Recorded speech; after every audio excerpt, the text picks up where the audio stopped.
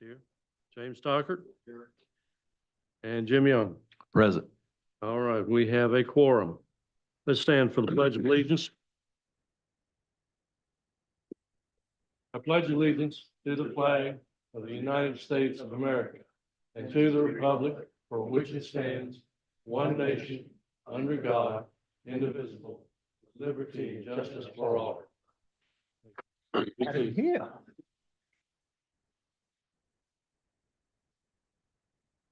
Just a quick overview of the board. The planning board deals with zoning and issues. And tonight, we're going to be considering a couple of requests. Any questions about the way we're going to proceed tonight? Any questions at all? Okay. All right, let's take a look at the meeting minutes from last time. Do we have any corrections, any additions? I move they be approved. Do we hear a second? Second. All in favor? Aye. All opposed? And that carries. All right, I got word just a few moments ago that our normal chair, I'm the vice chair, and here he comes even as we speak. Everybody turn around and look at the chairman of the board. And I will gladly relinquish Hey, buddy. control of this. You're up. You're up. Right here is fine. We've approved the meeting. We're ready for new business. Item 6A, Cameron, go ahead. For sure, thank you. Just as a point of the record as well, that quorum confirmation roll call, Chair Ward has joined us as well, so the only person not here is Mr. Banesh. So for item number 6A here, we have a request to rezone 0.1 acre lot on Chase Street from R18 low density residential to R7 high density residential. The applicant's request for rezoning stems from the current setback requirements of the R18 zoning district and the difficulties they believe it would pose to build a home on the lot. The lot as it stands is grandfathered in as a non-conforming lot due to the lot width and lot area. The rezoning would bring one of these criteria into lot conformity. It would meet the new 7,000 square foot minimum lot area required in the R7 zoning district. The width of the lot would not change and still fall short of the minimum 60 feet required in the R7 zoning district, but would still be classified as a non-conforming non-conforming lot essentially. So the lot would still be able to be developed under the non-conforming lot ordinances as is a lot of record. The future land use map shows this property falls in our downtown residential classification. The requested zoning is consistent with the land use area as the area includes predominantly dense single-family homes and potential duplex uses. And that essentially completes my staff report. So I'll kick it back over to you all. Yours? Go right ahead. No. Anyone here tonight like to speak about that? Have a motion public? We have one.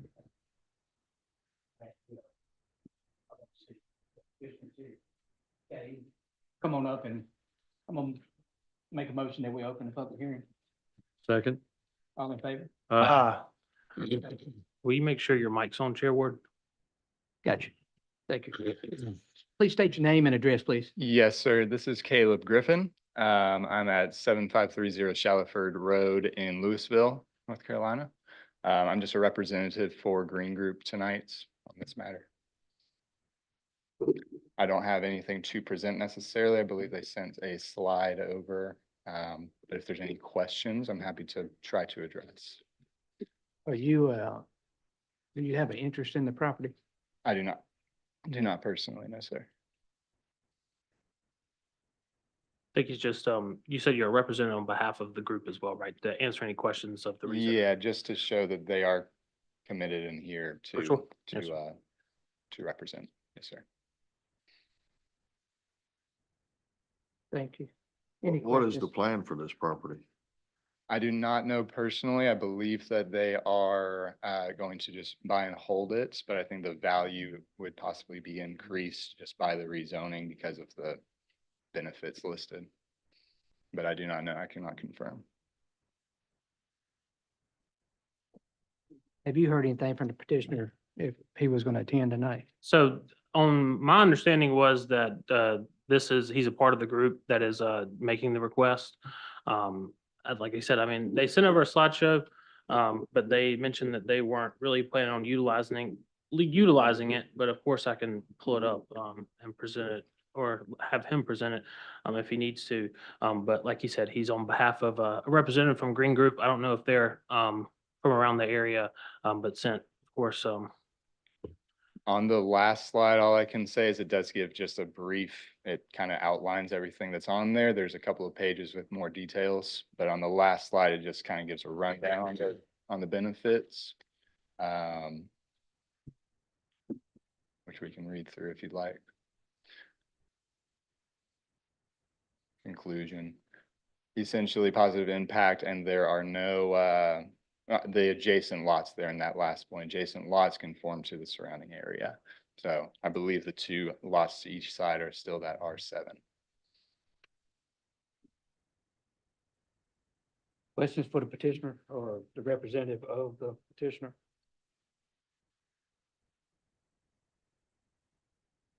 Just one. Caleb, can you tell us how you're affiliated with Green Group again, please? I've done business with them. I am not directly a partner or anything like that with them, but just a acquaintance of them, I guess I could say. They essentially wanted somebody that they know and trust to be here since they couldn't be here in person, but I do not have a direct correlation with them business wise. All If right, that makes sense. a question for Cameron. Is Green Group the current owner of the property? Or has an owner's application or applicant, is the owner aware of the property request for zoning they are. change?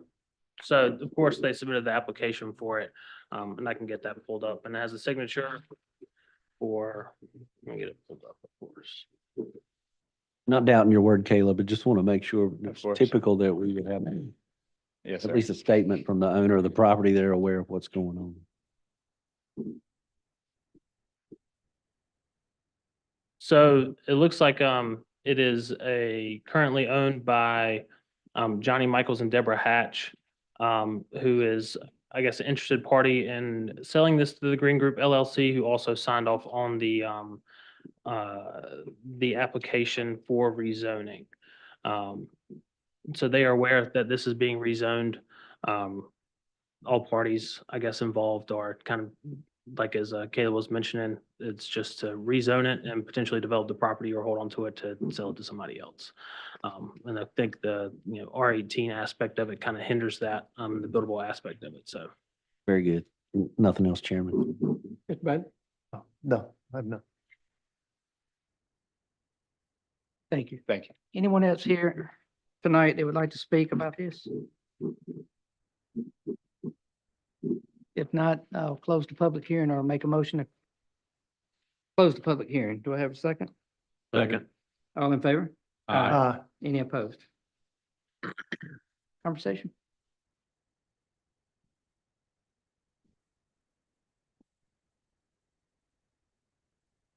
Makes sense to me.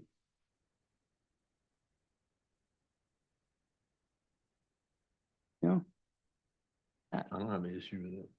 I won't hold you up, and it's been a standard practice if the petitioner don't come before us, that we always continued it, but I won't hold you guys up. If you want to make a motion, I'll entertain a motion.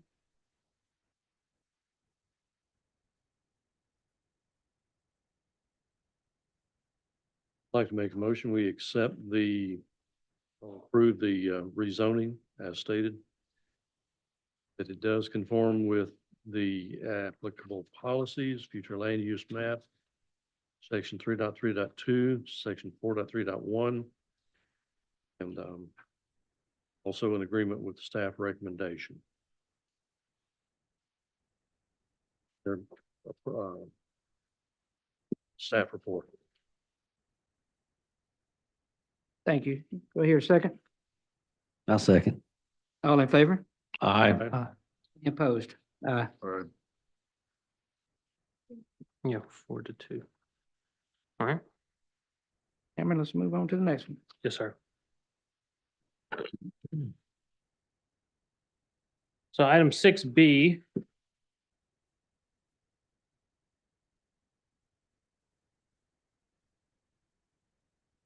Item 6B is a request to rezone 6.27 acres of property from R18 low density residential to CR conditional residential for the purpose of constructing around 29 townhomes. The site plans to have private roadways and connect to water and sewer through the existing utilities surrounding the property. The property is fully inside the suburban residential future land use zone. The future land use plan mentions the principal uses in the zone are predominantly detached single-family homes, and that new neighborhoods may include a range of duplexes, townhomes, and small-scale multifamily dwellings of 12 units or less, that being multifamily dwellings. The development falls in around 4.62 dwelling units per acre, which meets the appropriate density in the suburban residential land use zone of 3 to 6 dwelling units per acre. The site plans to have one entrance into development on Ivy Road. As comments from NCDOT during the TRC review suggested that there be no driveway connection on the East Gilbert side due to the distance requirements and traffic impacts. The applicant has requested some conditions with the development that can be found on the site plan and on the owner condition sheet provided in the packet. Outside of these conditions, all aspects of the RMF zoning district are being met. Since the development is over 5 acres inside, the applicant was required to provide open space within the development, and all areas can be found on the site plan. And that is all that I have. Thank you. Yes, sir. Ready? Good evening. Open the public hearing. Make a motion, we open the public hearing. Second. All in favor? Aye. All right. Good evening. My name is Amanda Hodiern, 804 Green Valley Road, Suite 200 in Greensboro.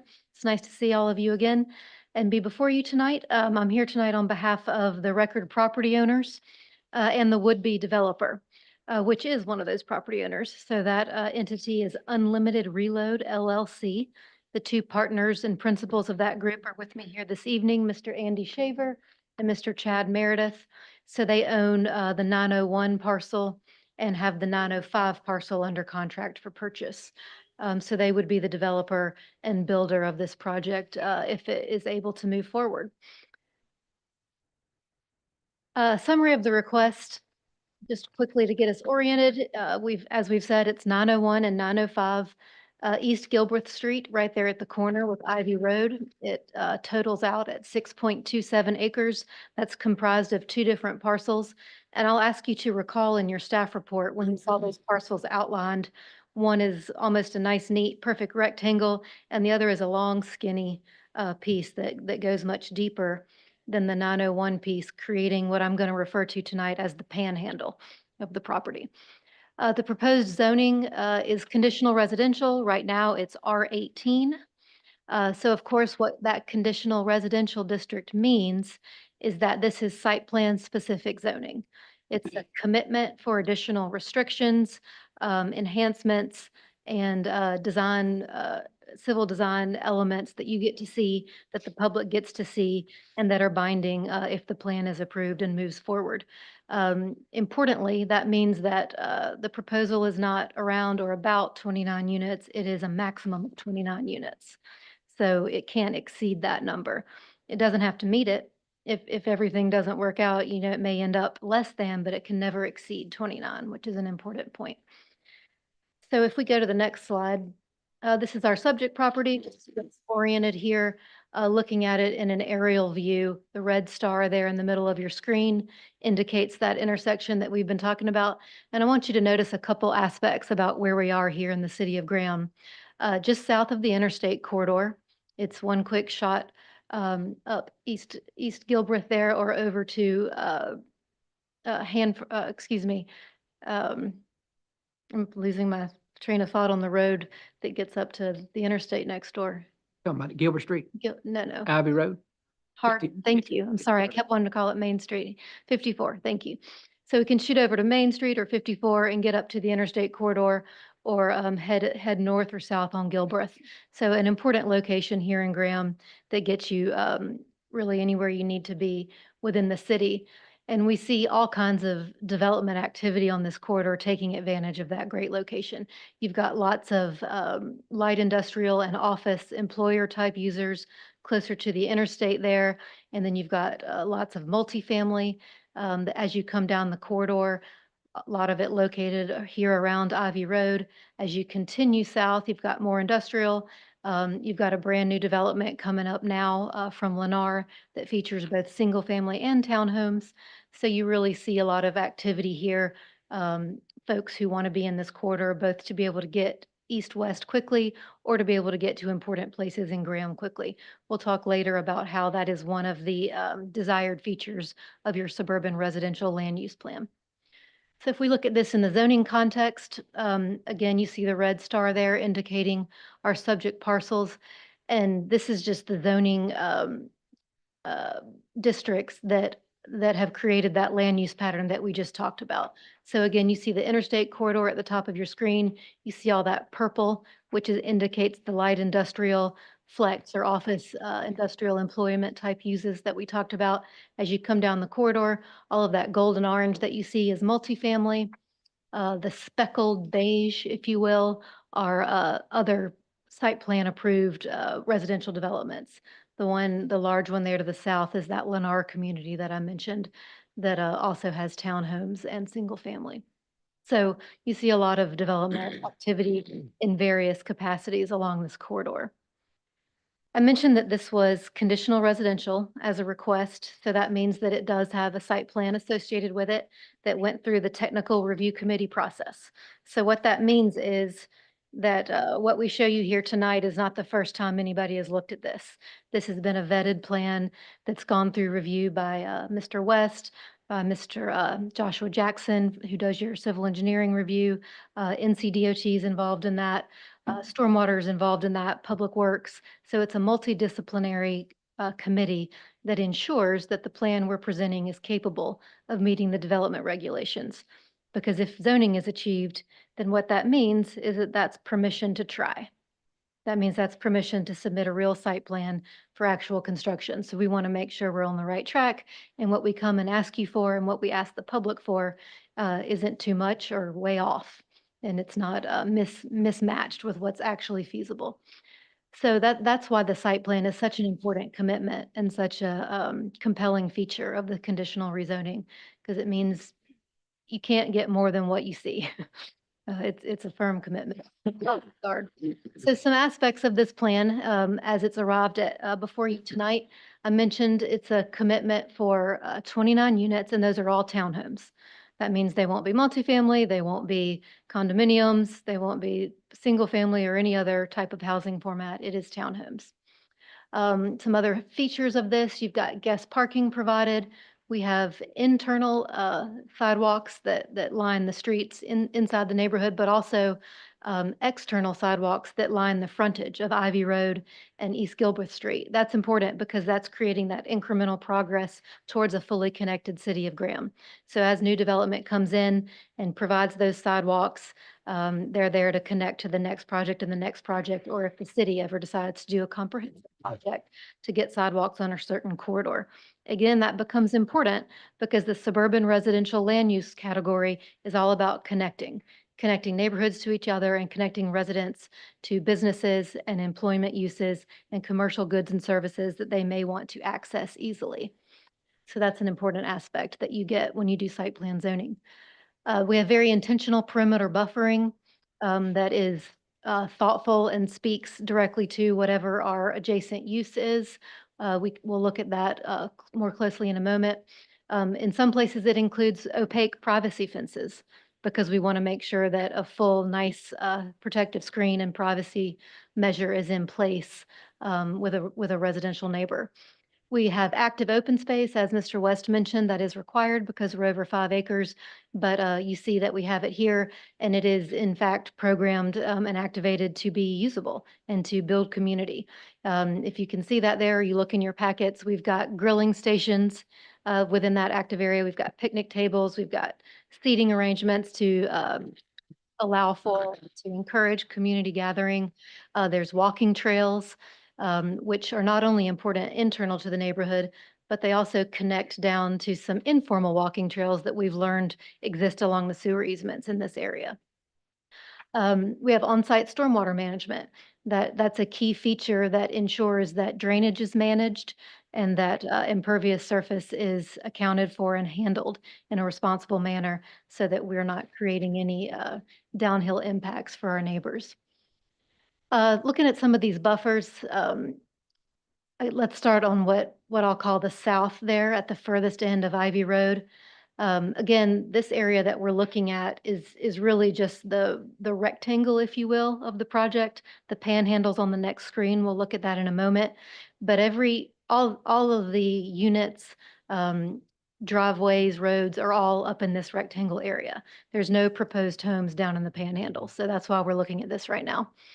So you see, we've got a nice vegetated buffer yard there to our south. It wraps the corner of our immediate neighbor there on Ivy Road, and the 6-foot opaque privacy fence would be a part of that entire buffer yard. Importantly, while that is the vegetated buffer that meets the definition and the requirement under your ordinance, it backs up to that open space. So that's a very intentional design feature to make sure that we weren't, packing any units right there against that single-family residential neighbor to create some additional spacing and breathability on that border.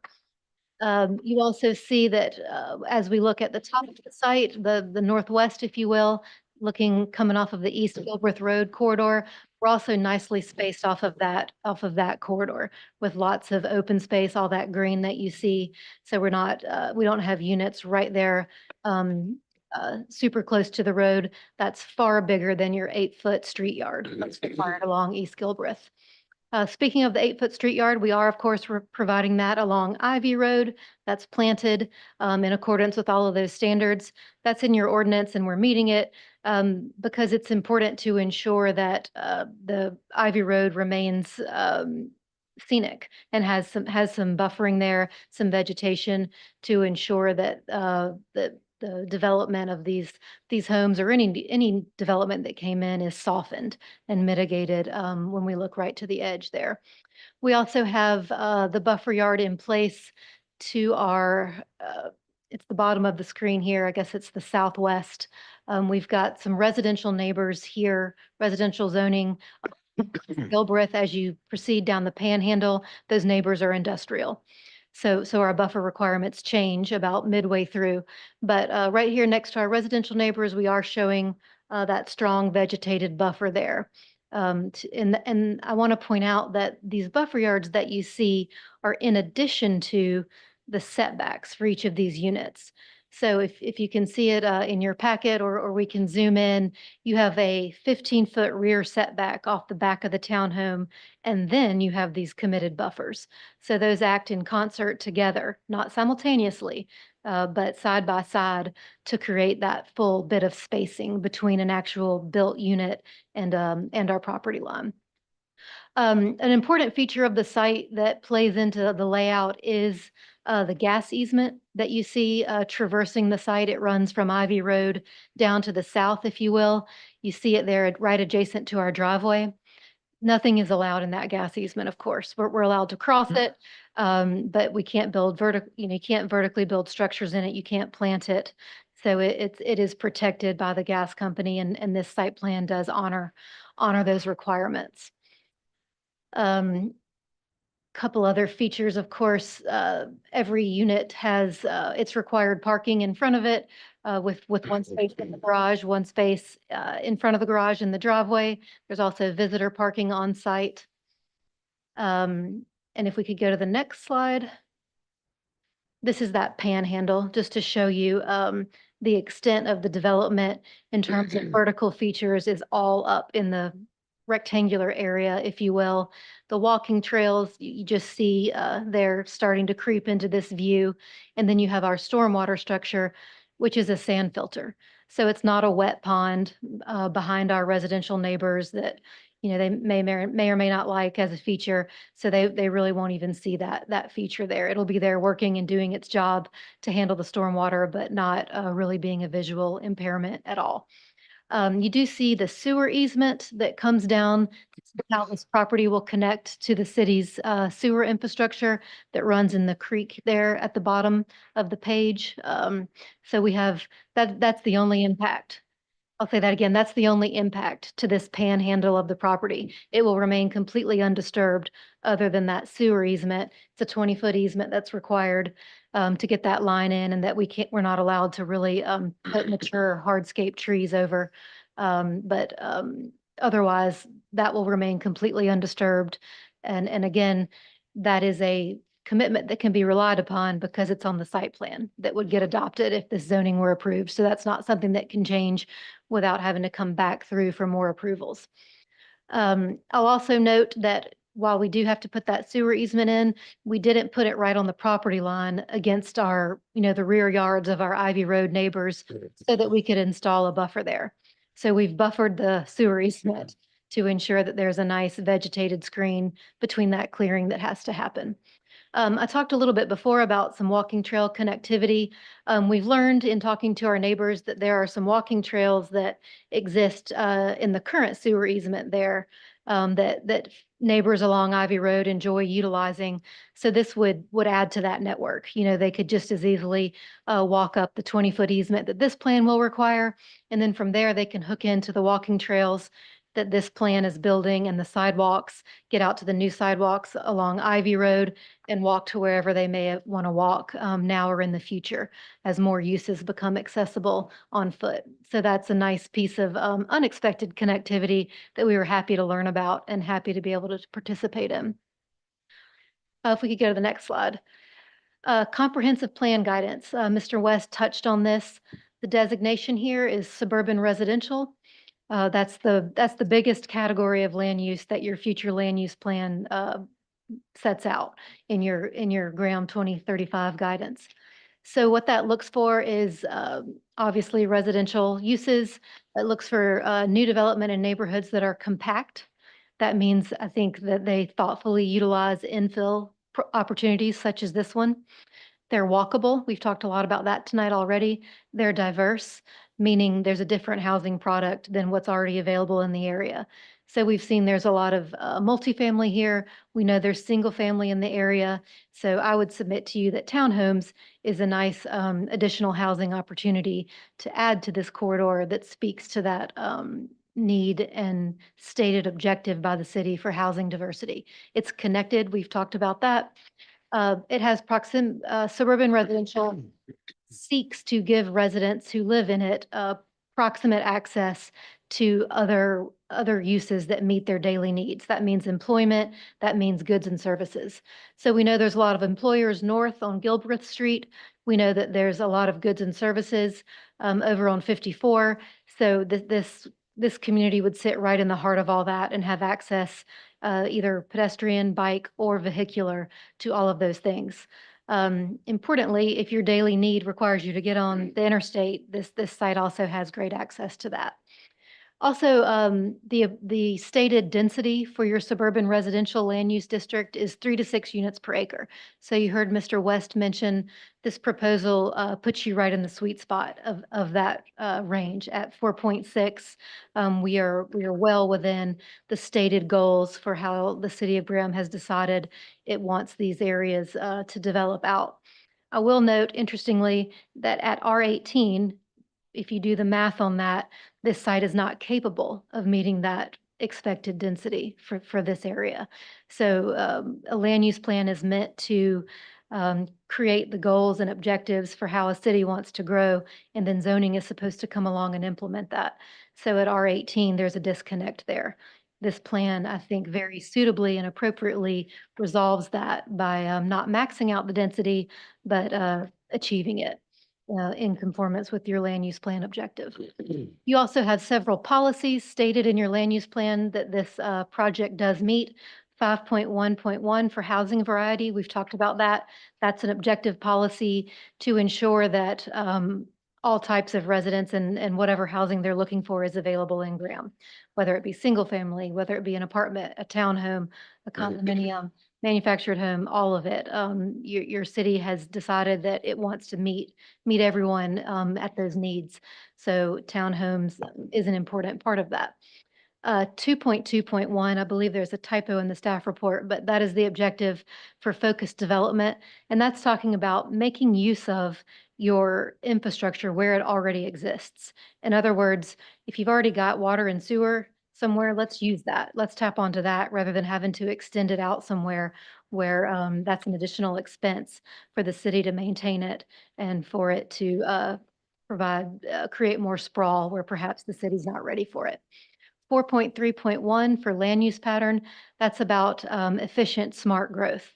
Again, creating neighborhoods that are compact and fit in, infill to an existing land use pattern and contribute to it. We've talked tonight already about how this plan does that.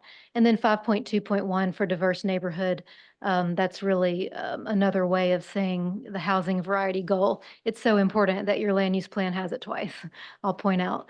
So that, again, that's all about creating all types of options and being able to meet every prospective or current resident where they'd like to be met for housing. So we are pleased to present a project that is consistent. Just for illustrative purposes, here are some building elevations that allow you to see the vision that my clients see here. This is the modern farmhouse aesthetic. If you look at any architectural periodicals or look at home plans, so some important features here: the gabled roofing, the articulation on the facades created by windows, an overhang projected eave over the porch. You get the nice garage doors that have features such as paneling and windows in it, not just a flat facade garage door, overhanging lights and that sort of thing. So you really get a lot of elements to add, visual interest and high quality. This is an example of a rear elevation, again, showing that you get some articulation relief on those facades, meaning it's not just all flat, one line. You get some front and back there. You have windows on the back, you have doors, you have items of interest with patios and plantings. So again, you have visual interest and something that looks nice for people who see the backs of these houses. They're screened everywhere, as we've talked about, but of course, they are visible at some point. So we always want to make sure we're treating the back. We can go to the next slide. I talked about, we'd had some useful conversations with neighbors. So we sent out a letter, sent it to 21 neighboring property owners. We do that in concert with Mr. West to make sure that everyone who hears from the city also hears from us and knows who to call, knows who we are, if they have questions or want to speak to us directly. So we provide all of our contact info here, and invited everyone to an informational Zoom meeting. We did have one household participate in that. So we had a great meeting. They're here tonight, so that's a great, I love to see that carry forward to that full engagement process. And that, in fact, one of my clients, Mr. Shaver, met with them on site after our Zoom meeting and additionally explained some of the drawings, answered questions, left them with drawings that they were kind enough to walk around and engage with their other neighbors who weren't able to attend the meeting. So we appreciated them helping us with our outreach there, and being able to try to provide a format of information that was accessible to all. Mr. Shaver also went around and did some door knocking, trying to make sure that everybody had the opportunity to hear about the meeting. Talked with some folks, also one of whom is here with us tonight. So I feel like that was also a successful neighborhood outreach. So we've met with him one-on-one, and happy to see him here with us tonight as well. So through that, we've heard good feedback, heard about the walking trails, as we mentioned, heard about the desire for that panhandle to remain undeveloped. So, that was always the case, but I wanted to emphasize that tonight because we know that is a important issue for these folks, and heard about the need and the desire for, this to be a quality neighborhood and something that contributes to their area and doesn't detract from it. So we hope that we've met that bar. We certainly welcome feedback to that regard tonight, and can continue having those conversations. Look forward to hearing from them. But with that, I will introduce our civil engineer, Mr. Frank Cantrell. He's the one who prepared that TRC plan and worked with the city's professionals on that. So if you have any questions in that regard, he is here with us. Of course, the principals, would-be developer and builder, are also here tonight. They've been residential builders across the triad and triangle together for many years. So they're excited to have this opportunity here in Graham. Mr. Shaver is an Alamance County resident, so this is something that's important to them, that they can put their name on and, be proud of here in Alamance County and the city of Graham. So we are here for any questions and look forward to your feedback. Thank you. Any questions for Ms. Hoagland? Would you go ahead and explain more? Would you go ahead and explain more fully the owner's conditional zoning request, please? Oh, certainly. So correct me if I'm wrong or you disagree with my characterization, but in these requests, the site plan is the first and foremost condition, right? Because it's attached, it's binding, and it is the condition that has to be followed. That said, sometimes an applicant will, either at Cameron's request or in an attempt to make things more clear, will delineate some narrative conditions that accompany that site plan. I think that the goal there is to be more transparent and make any types of commitments that really don't come through or are not fully conveyed graphically. So Mr. West was kind enough to provide those in your packet. What I will say is that I think as the site plan evolved through TRC, how many reviews did y'all do? I think two, 2? maybe Okay. three. So as the site plan evolved, I think that perhaps some of these didn't get readdressed along the way. So I've taken the liberty of sort of redlining these as to what I think the correct conditions are. And I'll hand these up if I may approach, but before I do that, just by way of explanation, what I wanted to illustrate to you here is that a lot of these things written are already required by your ordinance. So I think it's important to distinguish between what's a true condition and what's really just a a restatement of what would already be required. So I've noted that here, and I've also noted where I think there were just some inaccuracies about some of the buffer yards and things that were stated on here that were not actually requirements. For example, you saw in your packet, condition number 6 talked about allowing a single access point. So the way that reads, it creates a perception that the requirement is for 2, but that's not the case. The requirement is for 1. So, while it's important that we talk about that and that you know, as Mr. West said, that that was a discussion point in TRC, so that you're comfortable knowing it was looked at, that NCDOT made a determination. We actually submitted the first time showing 2 points. So perhaps that's why that ended up here. But at DOT's behest, we eliminated the access point on East Gilbreth because it was too close to the intersection and because there was concerns about cut-through traffic. So that's an important history. It, I hope, makes you feel better about how vetted these plans are, which is something I mentioned, but it's not an appropriate condition. So I have made that adjustment here. So I will hand these up, and I'm happy to answer any questions about them.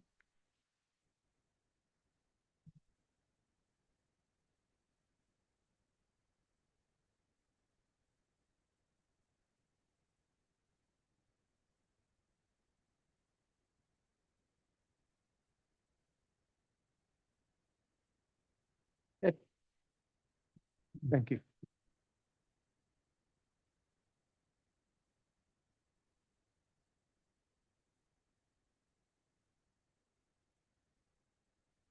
Everybody have one? I've got more if not.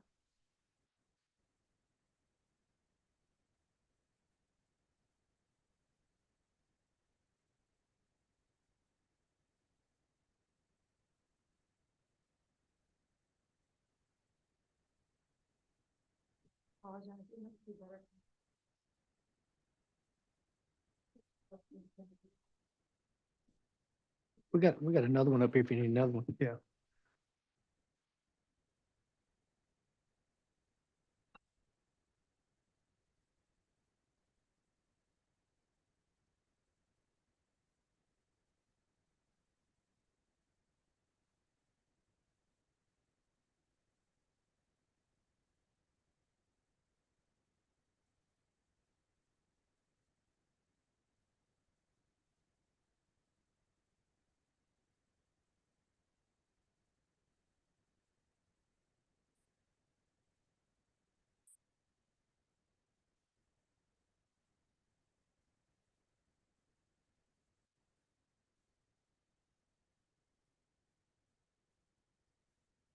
Any further questions for? Yes, Mr. Chairman, if I might. These are private roads, is that correct? Great question. So we mentioned this has been through TRC a few times. The first iteration of the plan, they are private roads. They're still labeled as such. However, I will note that through review and revisions at this point, it's a public road cross-section that you're seeing. It's got sidewalks. It's the width of a public road. So if you'd like, if it is a pleasure of the board that that be converted to public, we're happy to do that. And you can take, So if they're going to be public roads, which means the town will be responsible for the streets, Cameron, is that correct? Yes, sir. And I believe, it's shown on the plan, it's essentially private roads built to city standard, is what you're seeing on there. That's why she mentioned there's the cross section that's shown on the plans. It's essentially just public standard that we would build them to, or we would require people to build them to if they were doing this development, if they were being public, so. so again, they're still labeled private at this point, but if you'd like, if in your discussion you decide you'd like us to offer that condition, we will do so. I was just checking because if they're private, that means the water and sewer would also be the responsibility of the homeowners. Is that correct? No, sir, that would be accessed through an easement. That would be dedicated to the city of Graham. You're gonna have an HOA with this? Yes, sir. This will be an HOA maintained community with townhome lots, and this is supported by definition of your ordinance. What that means is that the conveyable interest is the home, of course, and the footprint beneath it. But everything else you see is what's known as common area, and the HOA owns that and maintains it. There been any discussion on what the HOA's responsibilities will be, other than maybe lawn care? Well, so by North Carolina state statute, the HOA is required to maintain any of those infrastructure pieces that are not dedicated to the city. So here, if the city ends up deciding that they want these to be public roads, those would end up getting maintained by the city. But for example, the stormwater pond would always have to be maintained by the HOA, and that is required under North Carolina state law.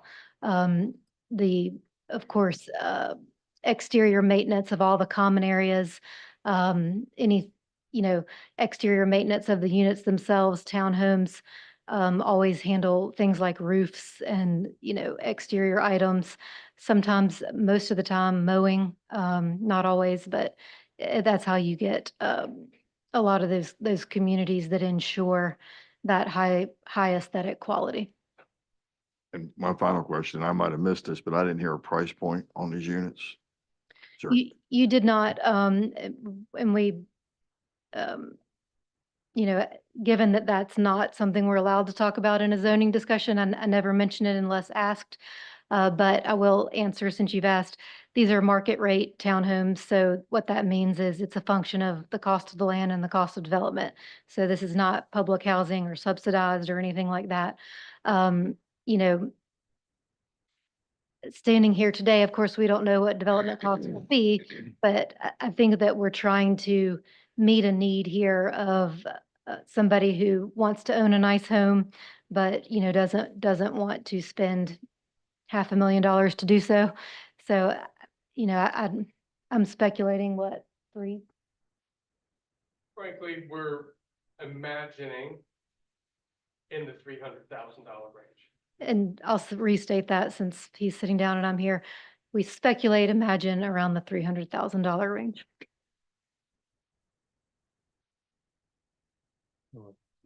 Good job. Okay. You want to go? I just have another question as far as a square footage there of these homes. I didn't hear you mention. Approximately square footage. Or between 14 and 1,700 square feet. The range would be 1,500 to 1,700 square feet. As a follow-up to that, are these all going to be two-story or mix of one and two-story? The current thinking is two-story. They'll all have a garage.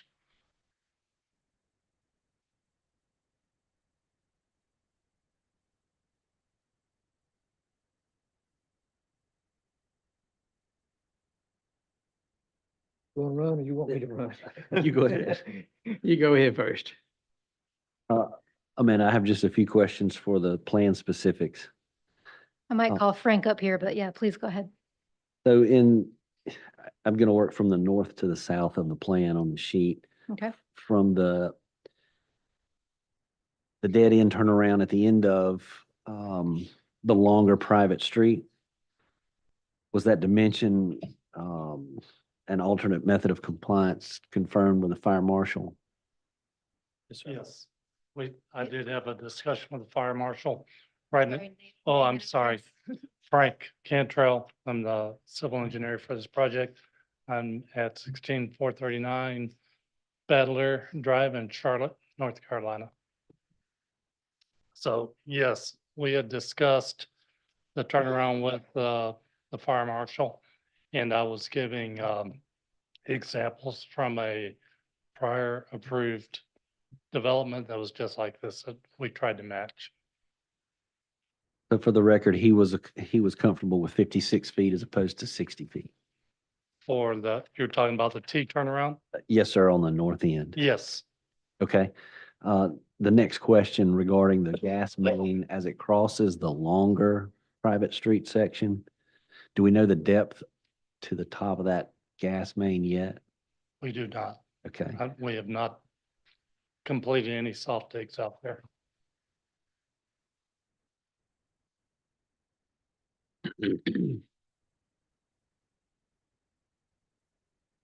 As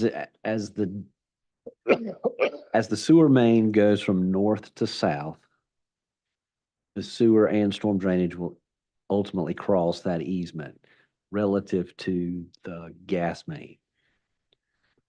The clearance between the gas main and those utilities and the surface of the private street will, through the grading plan, have an effect on the buffer widths that you may or may not be able to accommodate with the resulting slopes behind both rows of units. Follow me? On everything but the buffer width. As the vertical plane of the living area or finished floor, the first floors Yes, you're move up talking and down about, relative to the gas main, yes, then the I follow. slopes along the perimeters, west and east, will either increase or decrease, likely increasing from existing grade. That would be correct. So the buffer widths will then be affected by the finished elevation of the first floors as they come down the private The street. intent would be not to try to affect the buffer widths at all. And the great difference is hopefully, we don't know for sure yet, but could be taken care of with foundation walls along the back sides and Or retaining or walls. retaining walls away from the buildings. Okay, so in concert with the change in elevation relative to the backyard patios shown in the rear elevation views, does that give any concern? Step out of the first floor onto the patio, and we have a retaining wall depending on where the gas main ultimately resides. If we have that great of a grade change in the rear, I would not imagine that our units would be built to step out directly into a patio. It would be, a raised deck Got it. with steps going down. Something similar to that, so we disturb as little of the existing grade as possible. So the goal would be to preserve the horizontal widths of the purported buffers Correct. and just adjust with the vertical foundation wall or retaining wall. That is correct. Yeah. And I don't believe they would let us adjust buffers anyways. That's what I want to be careful of. Right, before we we're leave. we're gonna be stuck with those, so Yeah. we'll work it to make sure it works. Okay, as we move further south along the plan, the main entrance connection to Ivy Road, the driveway radius on the south side of the main entrance to the short private street extends beyond the property line to the south extended.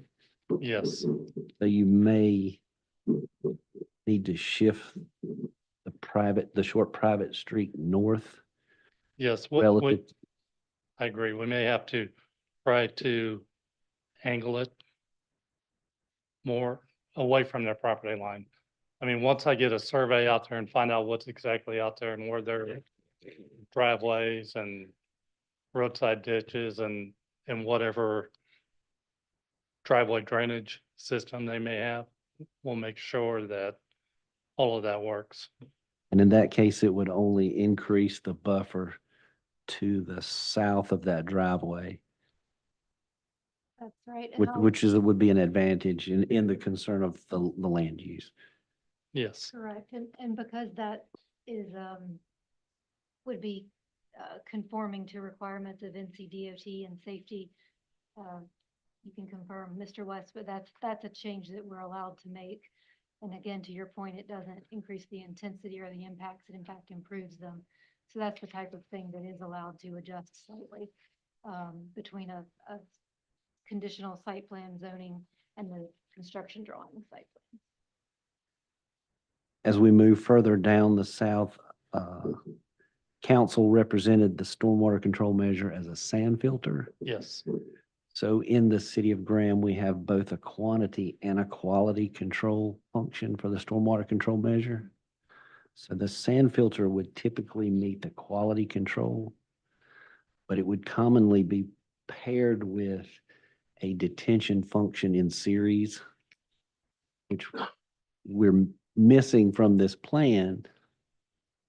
But there appears to be adequate horizontal space further south of the advertised area Yes. to accommodate an additional detention area. So we want to make sure that we're all aware that we have plenty of long dimension area for the pond to grow or the stormwater control measure to grow. However, we're going downhill, which creates a higher embankment as we move further south, which then again pushes to the edge where we're now speaking to the buffer item. Mhm. We And wouldn't maybe- materially, I'm sorry, we wouldn't materially change the area where the buildings are located because this is so far removed and so so separate from the developed area. But we will be seeing a much larger or different stormwater control measure there. Just want you to be aware of that. Mhm. I believe for the acreage that we have, the square footage that's shown for this sand filter here is actually pretty accurate. The only thing that's not shown on this is the 4 bays. So the sand filter portion of this for the actual acreage may only end up being 1,500 square feet of the actual sand portion. But the 4 bay would probably take up at least half of this footprint that you see now, which would create that disconnect that you were talking about earlier Okay. for the quality and the, So the stormwater quantity is stacked on top of the sand filter surface? So there's vertical detention? yes. Okay. And then in addition to that, would staff make you aware of the nutrient loading? We're not required to worry about that in our buffer area in Alamance County at this time. But the dog park nomenclature, the puppy Mhm. use nomenclature may be something we want to look at moving forward.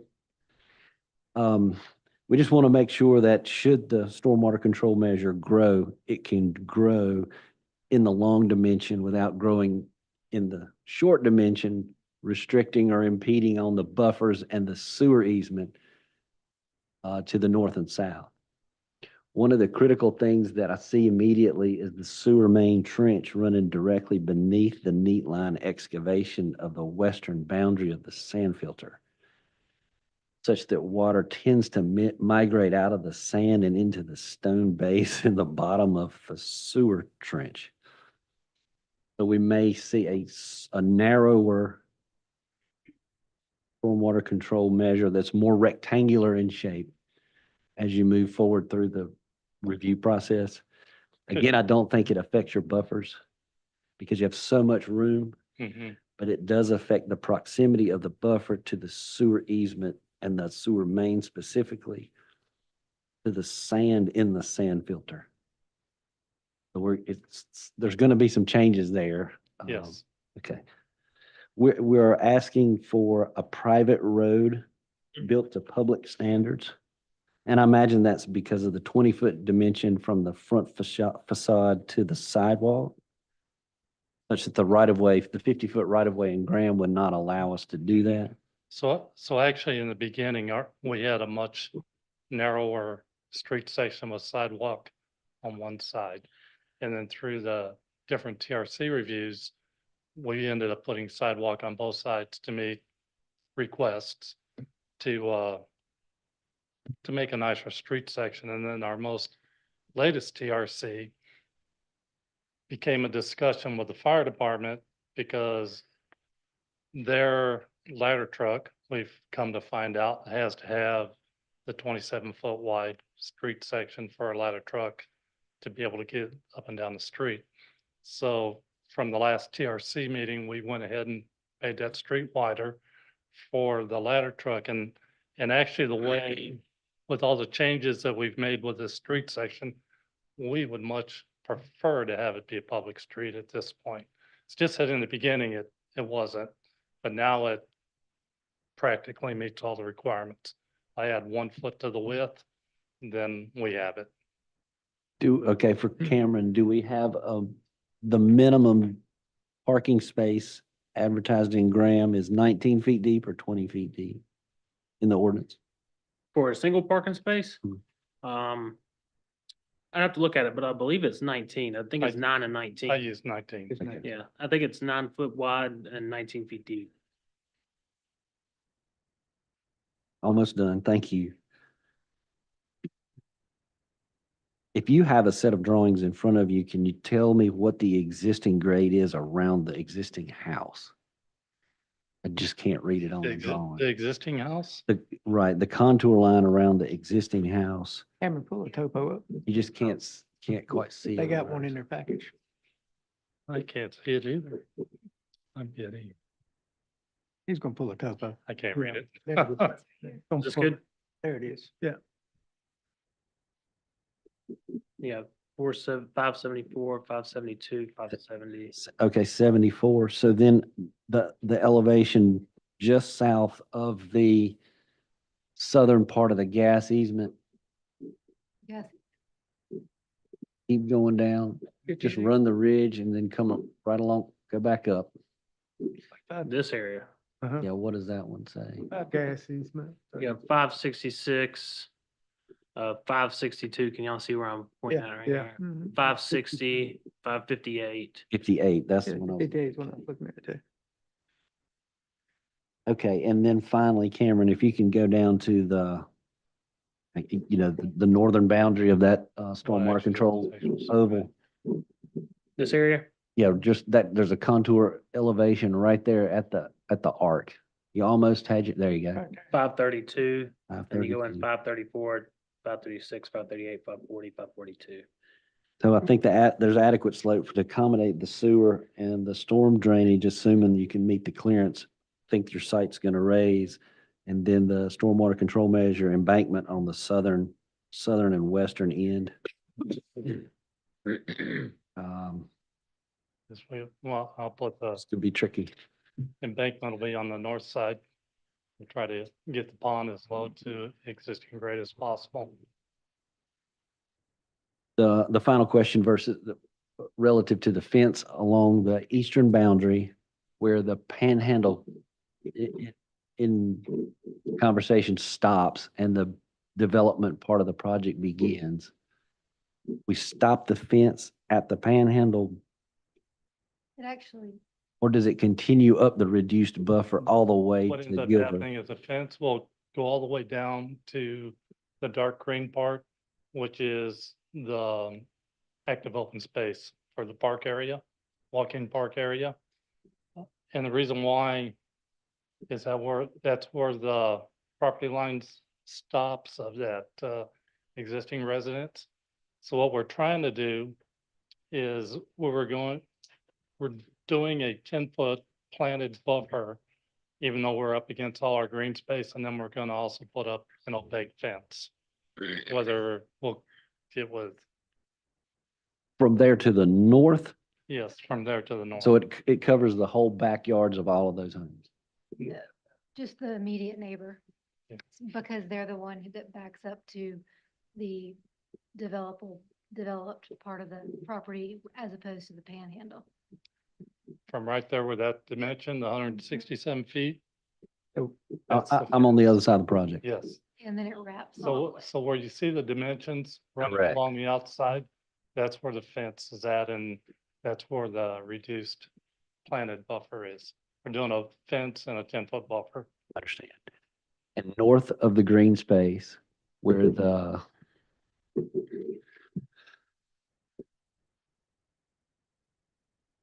you read the unit number, 17. Uh-huh.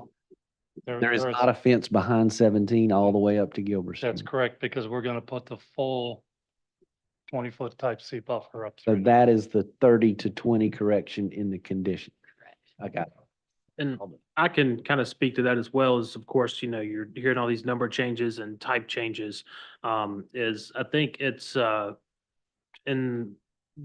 when they bring it up, it's, I guess, the difference between land use classifications, right? I think staff's interpretation of the land use classification was, it was multifamily being that land use classification of 3 abutting all these, whereas they're, on the land use classification of 2, which is what they've updated on here.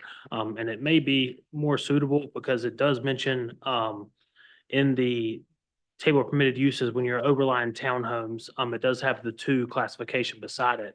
But a lot of the conditional and other things when referencing townhomes are specific to multifamily.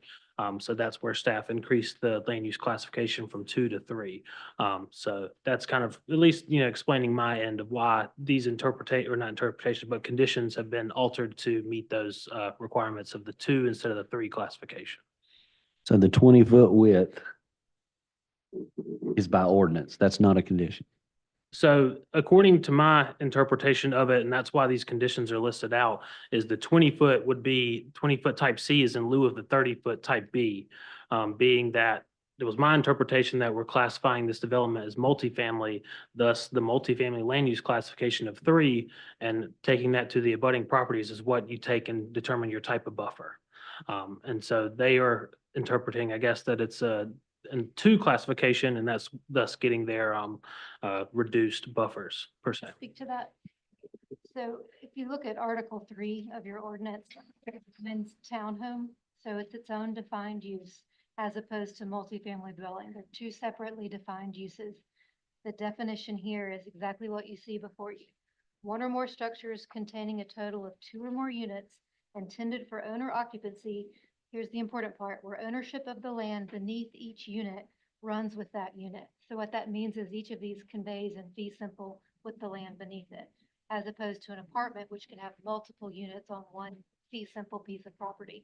So your ordinance already acknowledges that it's a completely separate item, and that is carried forward appropriately to your permitted use table, which you see here, and you see townhome listed on page 51, and then you see the land development category, or I'm sorry, whatever Mr. West called it. It states right here in black and white that it's a 2.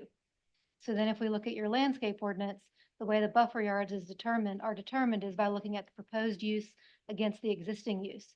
So a 2 against a 1. A 1 is what a single family is, and that's a type C20. So So it's not a condition. it's not an interpretation. Understand? Based on, like I said, staff here is where that boils down to, so.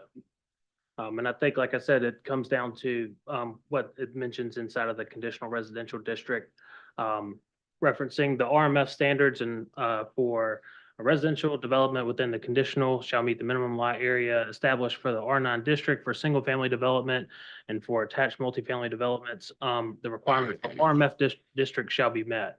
And when you go down and take a look in the table of permitted uses, in the R9 zoning district, there's a special use classification for townhomes in that subsection, or I guess zoning classification of R9, and thus kind of kicks further into the requirement of the special use permit, and the requirements of townhomes in the special use permit are spoken on the RMF zoning standards, the ultimate multifamily classification. And we, of course, don't need a special use permit. So that's not germane to this conversation. No. So to close that loop, so the property lines that would it then extend to where in the private or public street? If it's a public street, extend to the right of way. If it's the private street, then the front property lines extend to where? And do is the rear property line the buffer or the parent parcel line such that the buffer is open space or not open space? So the rear buffer line is also the property line. And that 15-foot buffer, all the buffers on the property, whether they're the 20-foot, 10-foot, they're all going to be owned and maintained by the HOA. So- And even though I have these here as private streets, I never did project any of the property lines out to the center line. All the property lines stop at the back of the sidewalk as if they were actually public streets, which is why I'm saying we would much rather convert them to the public street. And the way that happens is the conveyable unit, or the conveyable lot is the edge of the road, whether it's public or private, to the back of the lot, which is reflected there against the buffer. Everything else is conveyed from the developer to the HOA, including a private road. So the health and maintenance of the buffer material is on the HOA. Correct. We're all thoroughly confused. I can stop now. Thank you very much.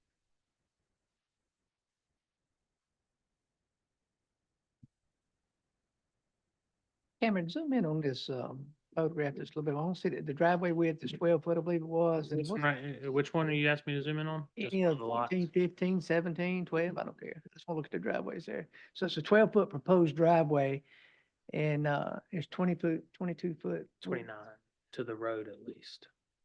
And it's 29 to the back edge of the curb. It's, yes, sir. And then you got 20 feet from the edge of the unit to the back of the sidewalk, as they were mentioned. So you're essentially looking at a 12-foot by 20-foot parking area that's not inside of a right of So way. we got plenty of room for the car to be in there with not being on the sidewalk. To Hmm. be in the driveway and not being on the sidewalk. As long Yes, as sir. they're a good neighbor, yes. Yeah, don't be like me. I double park inside the sidewalk cars. And Cameron, this is, maybe we should have it a little bit later, but I'm gonna go ahead and ask you about it now. The proposed streets being private versus public, why would staff, shy away from, it being a public street? I think it was just, like I said, it was originally proposed as private. And the question, of course, just always gets asked is, is this gonna be private or public? Throughout the time of the review process, it was kept as private. I don't know if we really have, appetite for either or really. I think if you ask the Public Works Director, of course, he'd much rather keep them private because he doesn't have to maintain it and pick up trash. And I think that's just essential. It was always proposed as private by the developer and the engineers, so that's what we kind of continued as.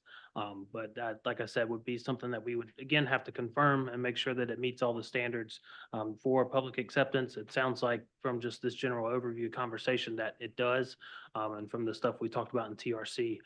So I don't think it'd be an issue, but it's a discussion that we'd have to have internally. It's just, thinking about what council's been working with for the past 8 months, 9 months about Valleyfield and the private streets in Valleyfield and the Mhm. parking on the streets. And it's created this parking issue. Mhm. That's why I was asking the question, if that shouldn't already be considered of going ahead and moving forward and requesting that to be a public street. Just specifically for parking on the road in general, if it's public, then you relinquish the issues of having, I guess, I don't know what the city can really do for parking on public streets. People parking in front of their house, it's relatively difficult. And I think that's where the HOA comes in, that establishes a thing inside of their covenants that says there's no parking on the streets. We got council though right now, having Public Works doing studies and the Okay. police department doing studies Yeah. about the parking, so we might as well address that blind sheep in the dark right now Yeah. and maybe head that off beforehand. Sure. Are you proposing any parking on the street? No, we don't need that to meet our parking requirements. Okay, And I'll reemphasize that we've got a visitor lot expressly to try and avoid that. They have I three see. different areas, I think, for parking. I missed a third one. I see two of them. I looked at this line, I thought it was a parking space, but that's for the And T-turn two. right there. Okay. All right.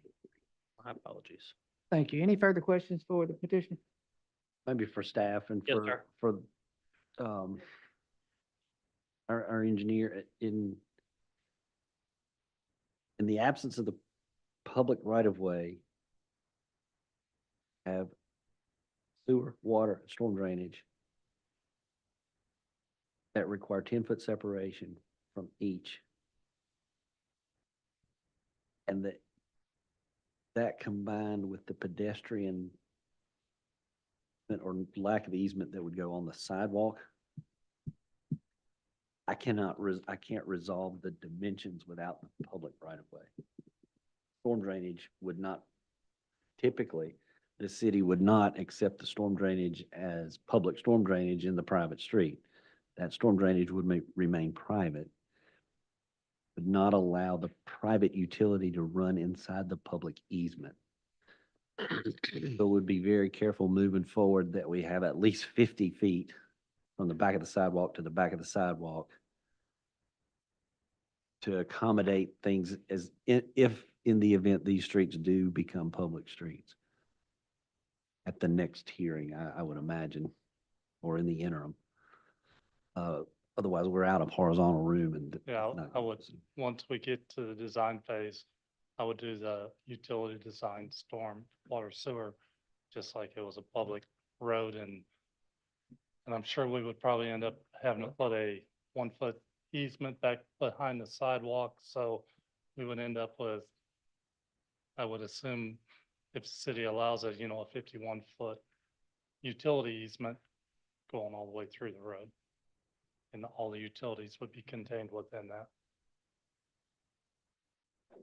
Which would then need to be resolved with your public works and your town consulting engineer, because Yes. you would then have the private storm drainage located within the public easement, which until tonight, we have not seen. But- Just be aware that there may be a public right of way in. If I may, I think we're open to your Okay, I would best recommend, guidance on that. I would know- recommend you try to accommodate a 50-foot right of way so that Yeah, all your we can. utilities become public. And then immediately work out the horizontal and vertical proximity of the gas main. So that by the time you move forward in the process, your buffers, your walls, your utilities are bulletproof from future questions. That's all. Thank you. Any further? Any further? Mr. Chairman, Cameron, Yes, sir. be appropriate to pull it up on Google Maps so we can see what it actually looks like now, The existing, the existing lot, yes. for sure. And just, point of emphasis, I guess, if the the thought process of, having that as public road, I'd suggest just adding it as a condition, based upon whatever, motion you all make moving forward. So this is the corner, correct, I believe? No. No, other corner? No, I said, you're right, you're right. No, Oh, right, there we go. That's it. right there at the brick, yeah. You want me to go down Gilbert Moore or Ivy Moore? Or you want an I overview just of it? want, Overview. I know, I want to see, are you taking out anything? Are you having to remove any houses or any current structures to do this Yeah. project? Yeah, right There- there. Yes, that existing house. There's an existing house. Yeah, these two, right? 901, 905. Is that tentative or has that already been contracted out or they already own this property? The applicant owns 901, which is the house closer into the intersection, and they have 905 under contract to purchase. I don't know what their timing would be, but certainly haven't made any demolition plans with this still pending. Yeah. There's no problem. There's no potential problem with a current property owner not selling. No, no, sir. Everything here, in fact, even the property that's only under contract, they also signed the zoning application. Just by way of orientation, the narrow, open strip running northwest to southeast, that's the gas easement.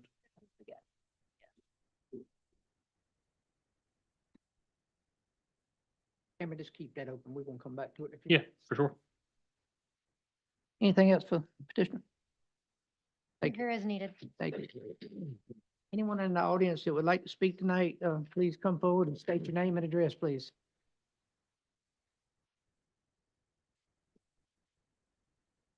Hello. Hey. Tom Ernest, 817 Ivy Road, Graham. First of all, I'd like to thank everybody that's been involved here. They've been very polite and they've been helpful to a lot of our questions. I see where they have benefits with their request. I do have to throw in one item though here, or two items I have. The first one is back to Jerry Peterman, former mayor. When we were talking about the area that's marked R17 on the zoning map.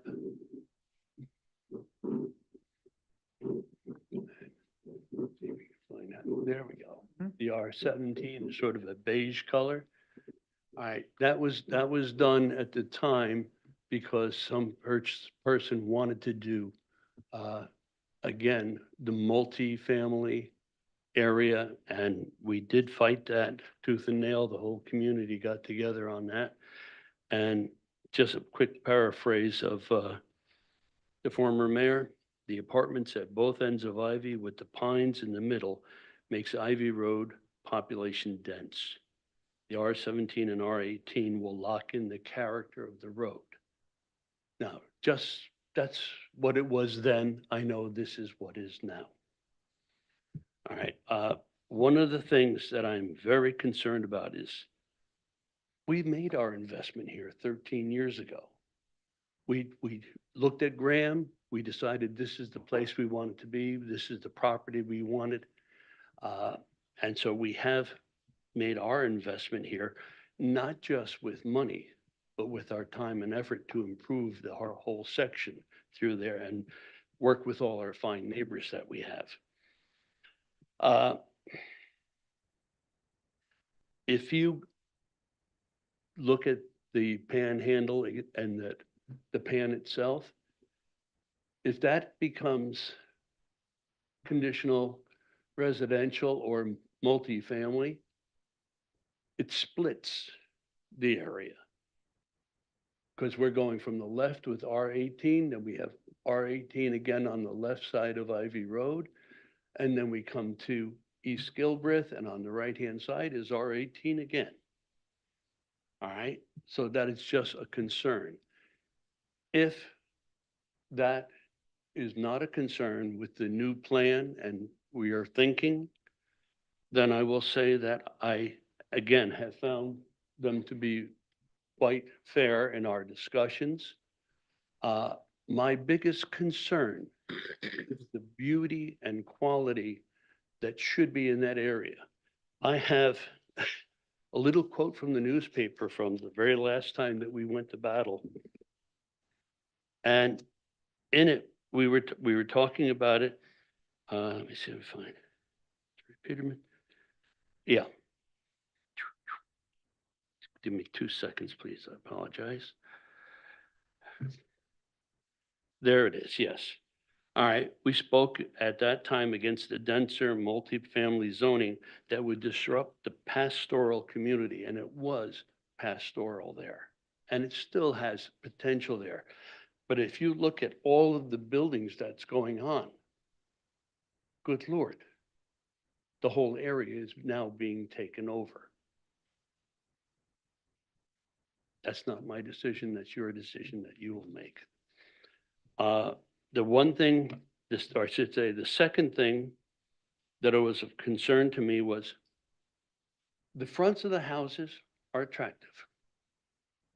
They are facing inward to each other. And when we're on Ivy Road, we will not see the fronts of the houses. We will see the backs of the houses. All right. And I don't want to look when I drive on that road, I want to look in the back windows of their sliding glass doors and see inside their house. I don't want to see all their furniture out there. There's an 8-foot buffer area. But is it going to be a berm to help block part of the view? What type of plantings are going to be there for us? I don't want to wait for a small little spindly tree to grow for 15 years. I'll be 90 years old in 15 years. I enjoy this area. All our finances and stuff are in this area. All right. This is what I want to grow and this is what I want to live with. All right. If the zoning does change, then I want somehow for us to know that when we drive there, I was the teacher for 37 years. One of the units I taught was an architecture unit. And when I taught it to all my students, I always said, when you drive into that driveway after a day at work, I want you to look at the place and say, oh, thank God I'm home. It's beautiful. Well, that's the way I feel about my area as I come into that spot. All right. I don't want to lose the feeling of it, the nature of it. All right. That's all right there.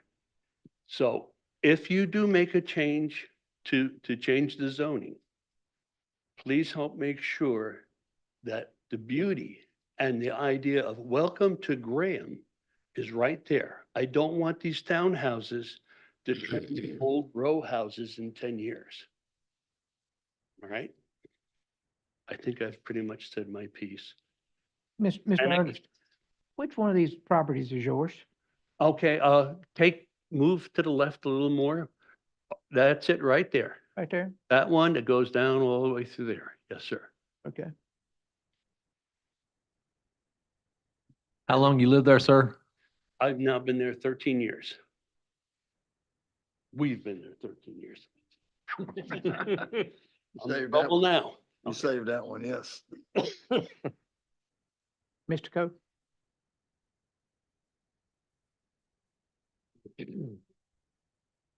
Go first.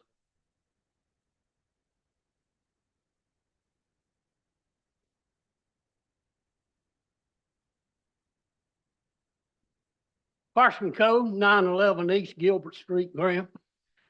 If you will, I asked my son to assist me because I have macular degeneration. I can't see any of your faces. I don't have center vision. And I failed to make nitpick notes I should have had. So I have two things. Just before I forget it, this guy just made one point for me. Going down Ivy Road, you see the back of the houses. I'm gonna look out my bedroom window and see the back of the house.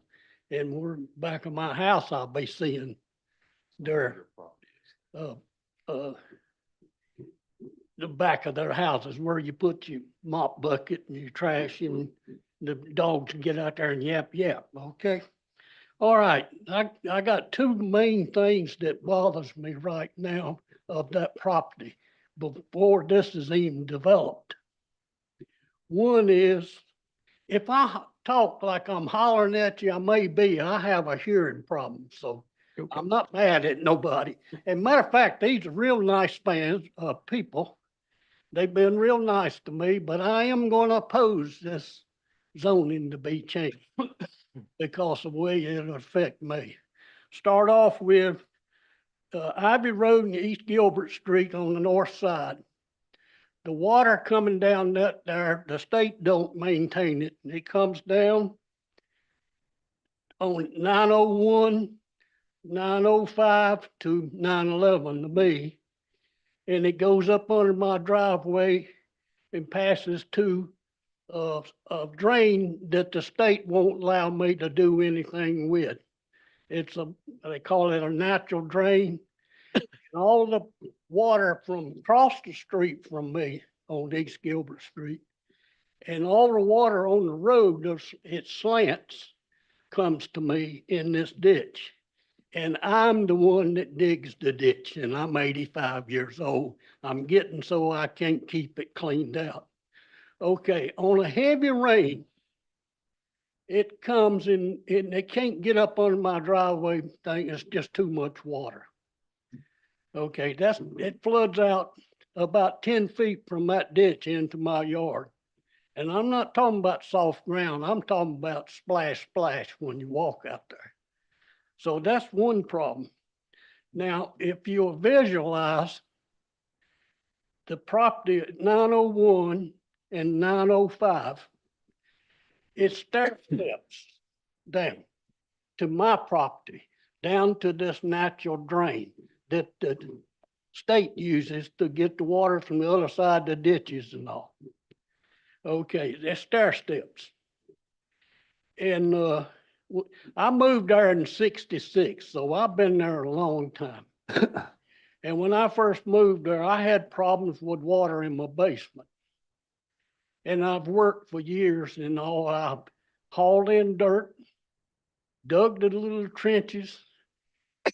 Most of it is taken care of, except on a heavy rain.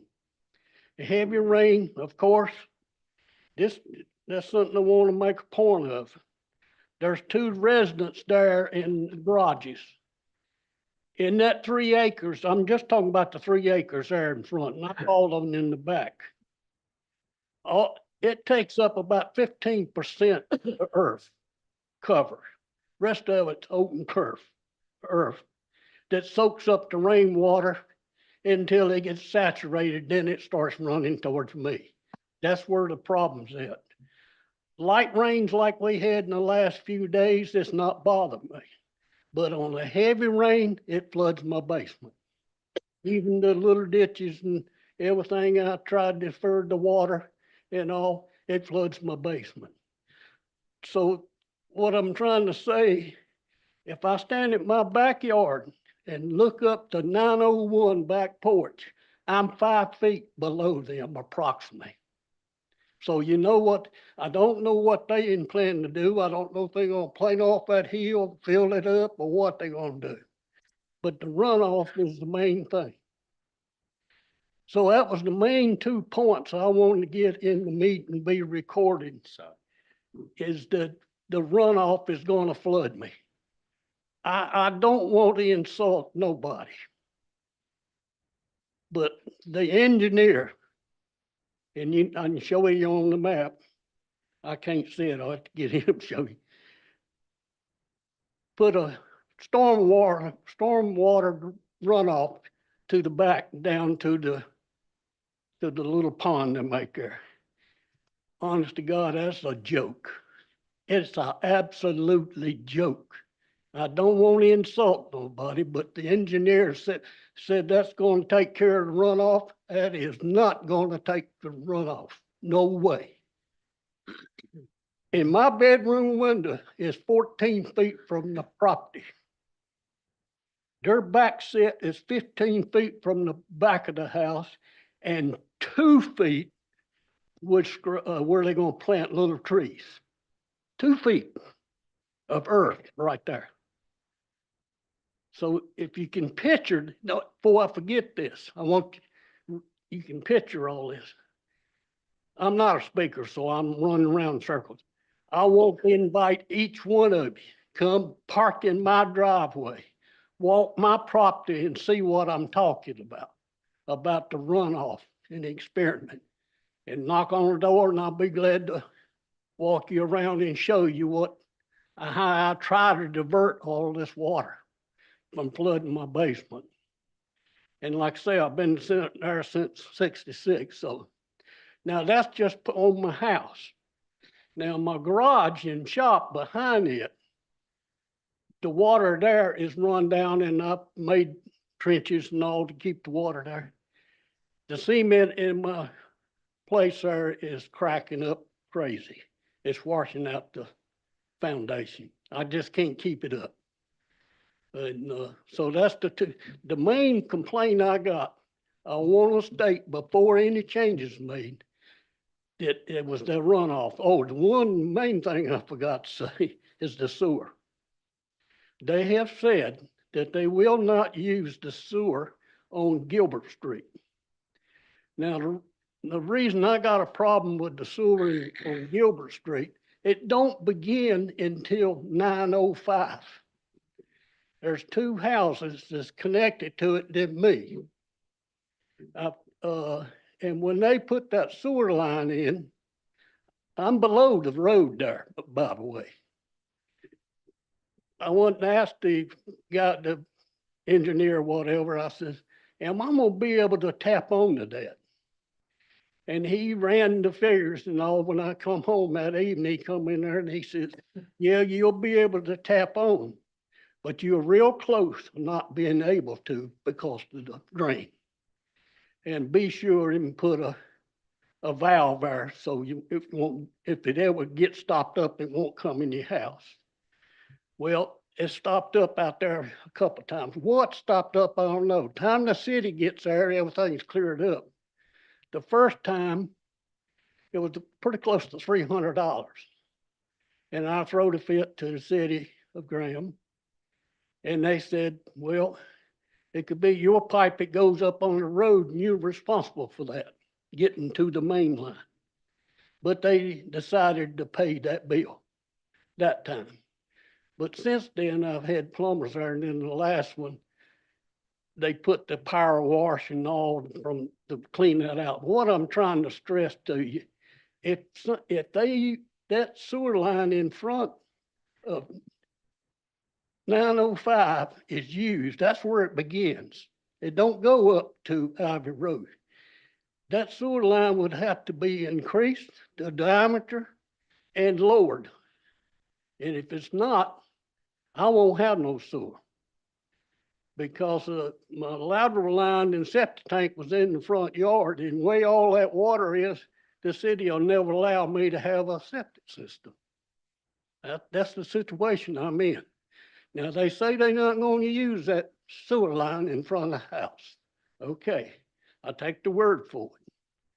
But let's say you change the zone. 2 days later, they say, we're not going to build them houses, we're going to sell the land. All right, people buy it, or a grocery store, build a little grocery store there, be zoned for business, right? It'd be a CR.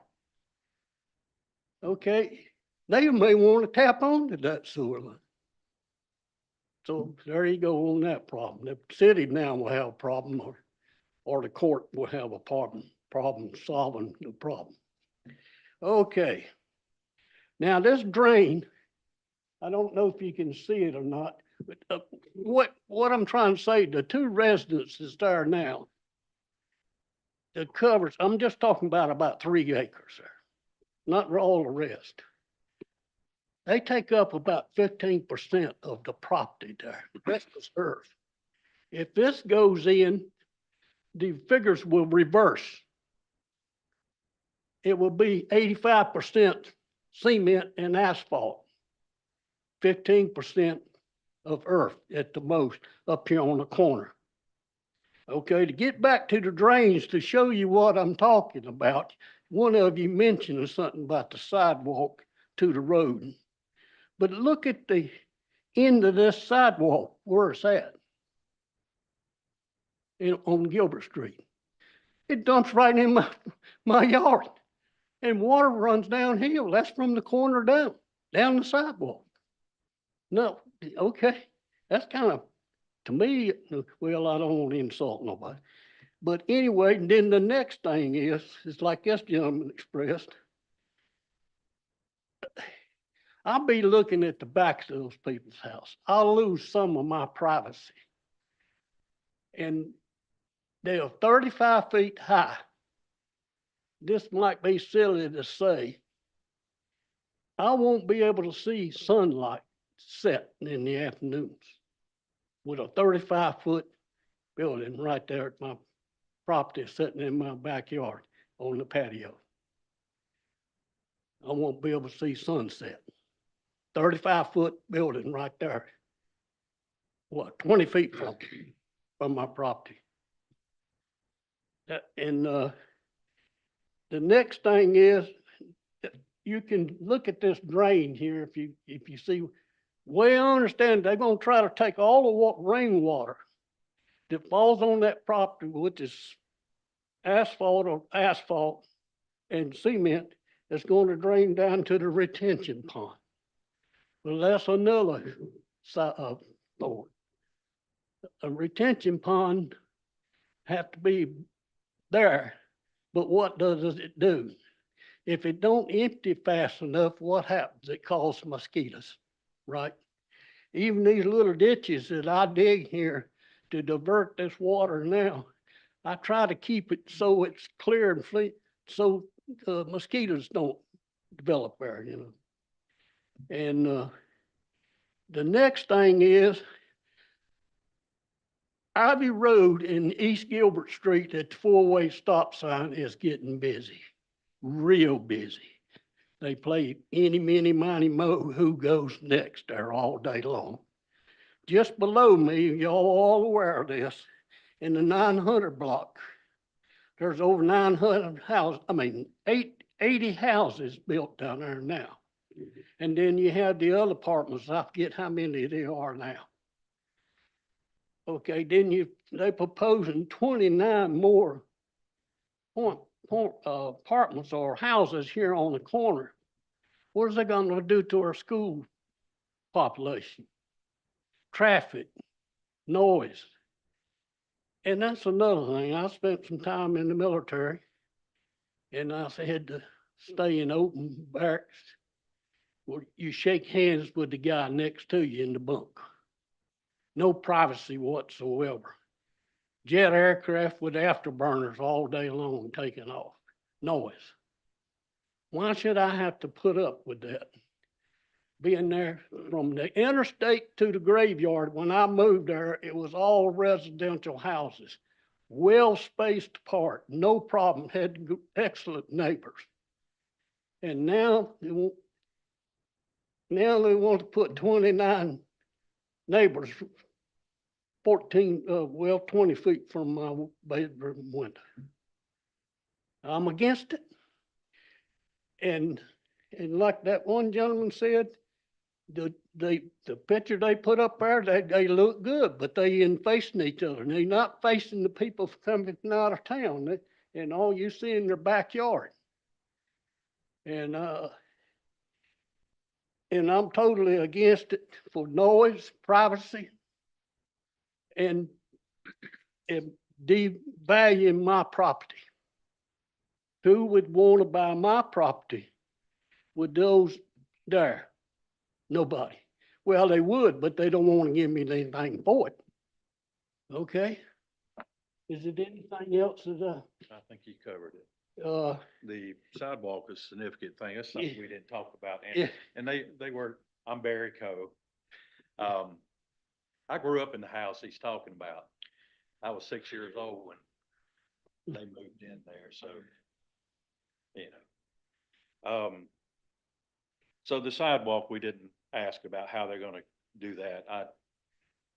It's something I overlooked. it looked It's like gonna it kinda- touches the side of the road, which I think one of you mentioned the state won't allow that or something. I don't know what you said. But there's another thing I just thought about. Visitors. These people bound to have visitors. And what do they got? They got 3 parking spaces for them. Actually got more. I think it was 7 or 8. I counted earlier. They got some at the lower end. Is that, Back down here in the bottom. they got 1, 2, 3, 4, I think they got 6 in a handicap 6 spot. in a handicap spot. Okay. And then the next thing is the dumpster, where you put your trash and picked up once a week. Where it'll be located and we'll, whatever. But and then see the grass area in the front, the black part. That's sloping, and that will still add water runoff.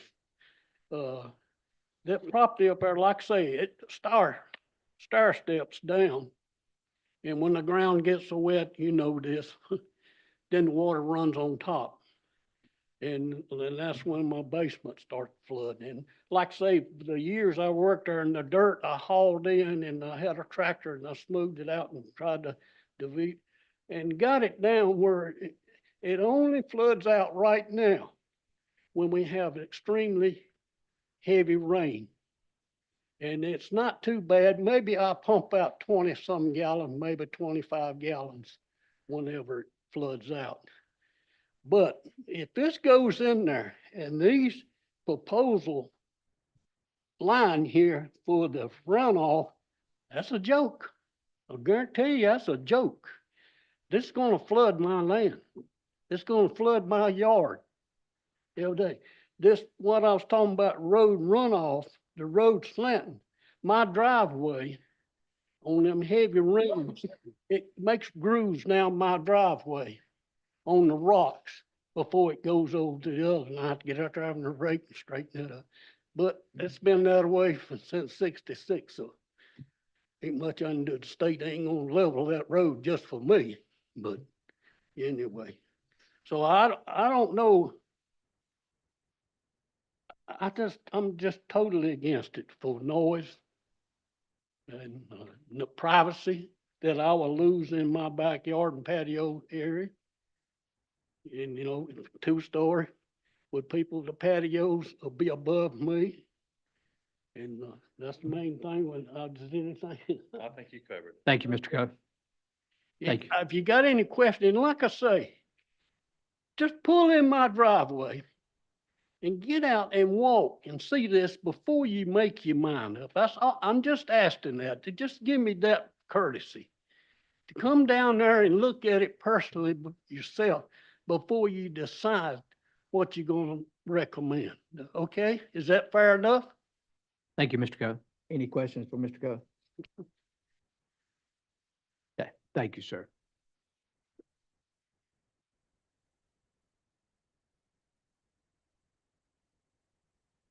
Please state your name and address, please. Matthew and Holly Stroud, 821 Ivy Road.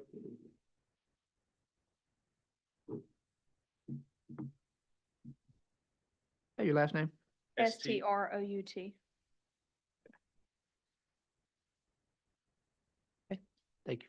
I'm not exactly sure where, I know that we're right beside this, but I'm not exactly sure based on the trajectory of all the maps and stuff that you have. I know that we're right beside some section of this. That's what I thought. Okay.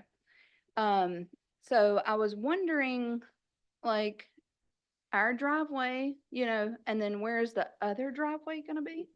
And is it gonna be like touching my driveway, right beside my driveway, or how does that look? We'll give her a chance to respond to that in just a minute. Okay, cause I'm not sure, you know, and I don't wanna Right. say, you know, something, but I don't know exactly how that's supposed to look. Also, you know, same thing that they stated, people speed all day, every day Yeah. to that stop sign, from that stop sign. You would be amazed how they speed from a stop sign. We have been there 4 years and luckily only, there's his truck and his trailer right there coming out of our driveway. But we've had 2 cars run from the stop sign into the embankment. One right there near that telephone pole and one on the other side of his vehicle, which is a steep, steep embankment. Well, one he did fill in. So anyways, the traffic is an issue. The stop sign, the speeding, is an issue. For sure. Another thing, you know, I don't know, we're not technically in a flood zone, but I do second this gentleman's concern about the flooding, because when it rains, our whole side of our right side of our driveway slopes down, and there's a creek on that right side, and that creek rises. Our whole yard, you know, is sopping wet all the time, like it's a puddle of rainwater. So, you know, I do have concerns about that. I don't know how that will affect, or if it will affect our road or driveway or yard, excuse me. Yep, so traffic, stop sign, accidents, and then, you know, driveway. That was what I had. Did you have anything else? Well, Mr. Cole made a good point. And I like I mean, you stand to make a lot of money off this. And that's, I don't want to stand in the way of progress by no means, but this man's been here a long time. I mean, I'm 38 years old. He's been here a long time. He can't just up and move with a 35-foot structure right next to his house. I mean, literally walks out his back door and there's, boom, there it is. That's gonna be hard to stomach for me. I'm just trying to put myself in his shoes. Like, y'all do the same thing. I don't know where y'all live, but you've been there a long time. Somebody comes up with a brilliant idea, I'm gonna throw this structure up right next to your house, 20 feet away. We're gonna put a fence up for you and some nice greenery, but you still see the second story. Good luck. And I'm no disrespect to you. I mean, I'm in construction, so it's my bread and butter is cutting wood. That's what I've been doing. I mean, I know them. I met them early on. Great people. I've had the pleasure of meeting Mr. Code because of this development idea. Super nice guy, but I'm more in favor of his side because of that reason. If I was 85 years old, I want somebody to say something for me too. I'm 38, so I can move my family. It's not a problem. I don't like the idea. I have 3 kids, 2 dogs, and I don't want to see through the wooded area that I have barely a little wooded space right there now, and I can see through it, of course, when the winter time. Yeah, I don't like the idea of having, I don't know, 29 times a 4-person family. That's a lot of math for me. I don't like math, but that's a lot of people. And, you know, that makes me feel uncomfortable and anxious, and just knowing that there's going to be a lot of traffic to and from my driveway area. And my son's fixing to start driving in January. And that's concerning, for a new driver. You know, he backs in trailers every day, into the driveway, and he's already got to stop traffic to get in our own driveway, you know, based on just what's already there.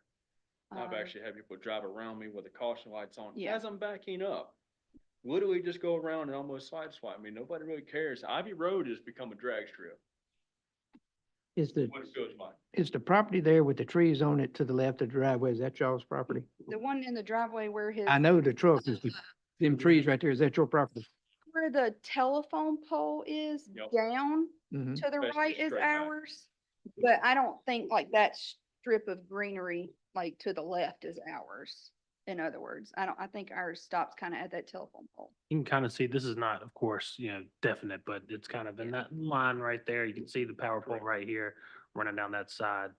So it looks like most of it, like I said, you can't really base a lot of this off this GIS, but you can see kind of the general line. Keep that. Yes, sir. Any questions for the Strauss? Anything further? Are someone gonna answer about the driveway? I'm gonna, Situation. I'm gonna give Okay. them opportunity to Alright, come thank back you. up. Thank you. Thank you. Anyone else? All right, Ms. Hoadley.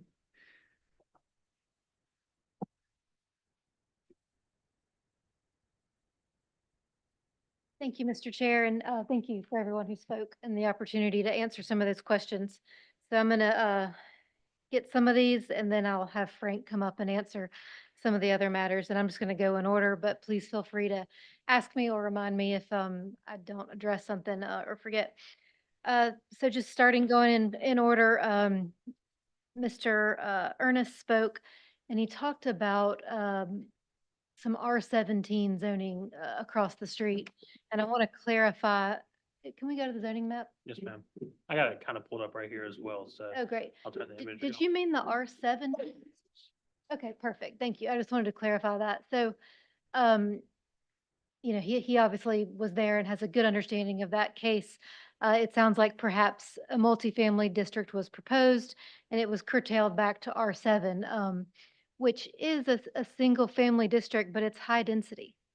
That's a high density zoning district across the street. So, while I think that, that to me sounds like a good compromise, and where a request was appropriately scaled back to preserve some of the important features of the corridor, but also accomplish, whatever that applicant was wanting to accomplish there, and you end up with a change there that is a nice step down, frankly, from the industrial corridor back into some of that R18. So I think that is a good template, and I would echo that those types of that type of curtailment and, creating something that gives something to both sides. Because again, I think we're all trying to create balance here and trying to ensure that, all residents can enjoy the types of things that we've heard from all these owners, that they have homes that they get to come home to and enjoy and appreciate being in, and neighbors and community that they like. And I think that that's what you all, as leaders of Graham and the city of Graham, when I read the city of Graham's comprehensive plan, that seems like what you're trying to invite and provide for a lot of folks. So we want to try to do that in a way that doesn't unduly burden them, but that does provide that opportunity for others. Splitting the R18 was a point. The panhandle would split that. And I see what he's saying there, but I'd like to point out a couple things about that land use pattern. What it also does is provide a permanent protected buffer between those houses on Ivy Road and the industrial that is just on the other side of that panhandle. I think that this case could just as easily have been, a proposed expansion of that light industrial use. And I think that I would submit to you, and from what I've heard tonight, I think we all would agree that, residential here makes more sense than that industrial expanding up to this corner. So I think that that panhandle, creates a nice preservation of that demarcation between that industrial and these single-family homes along Ivy Road. And I want to reiterate again, that panhandle will always be the way we've talked about it tonight, if this is approved, because it is required to be from that site plan. It can't change. So that's an important commitment and protection that I feel like is of value to these discussions tonight. Additionally, when we look at that intersection of Ivy Road and East Gilbreth, we've got industrial on the northeast quadrant with some B3 on the corner there. We've got RMF on the other side. And of course, some R18 that we heard from that property owner, I believe, is that Mr. Dewey on the corner directly across from us. Keep going up Gilbert. Yeah, This corner? yes. Yes. Yeah. Do So we heard from him. He was in favor of the project. So what that's telling me is that this is an intersection, a quadrant that's already got some intensity to it. So what that means is we need to step down that intensity as we transition to these single-family residences down Ivy Road. And I think townhomes appropriately scaled at this nice medium moderate density is a great way to do that. Rather than that corner also going multifamily or industrial or business, the way the other quadrants have. So, I think that this does fit nicely into the land use pattern. We've heard a lot about looking at the backs of the houses. I certainly understand that.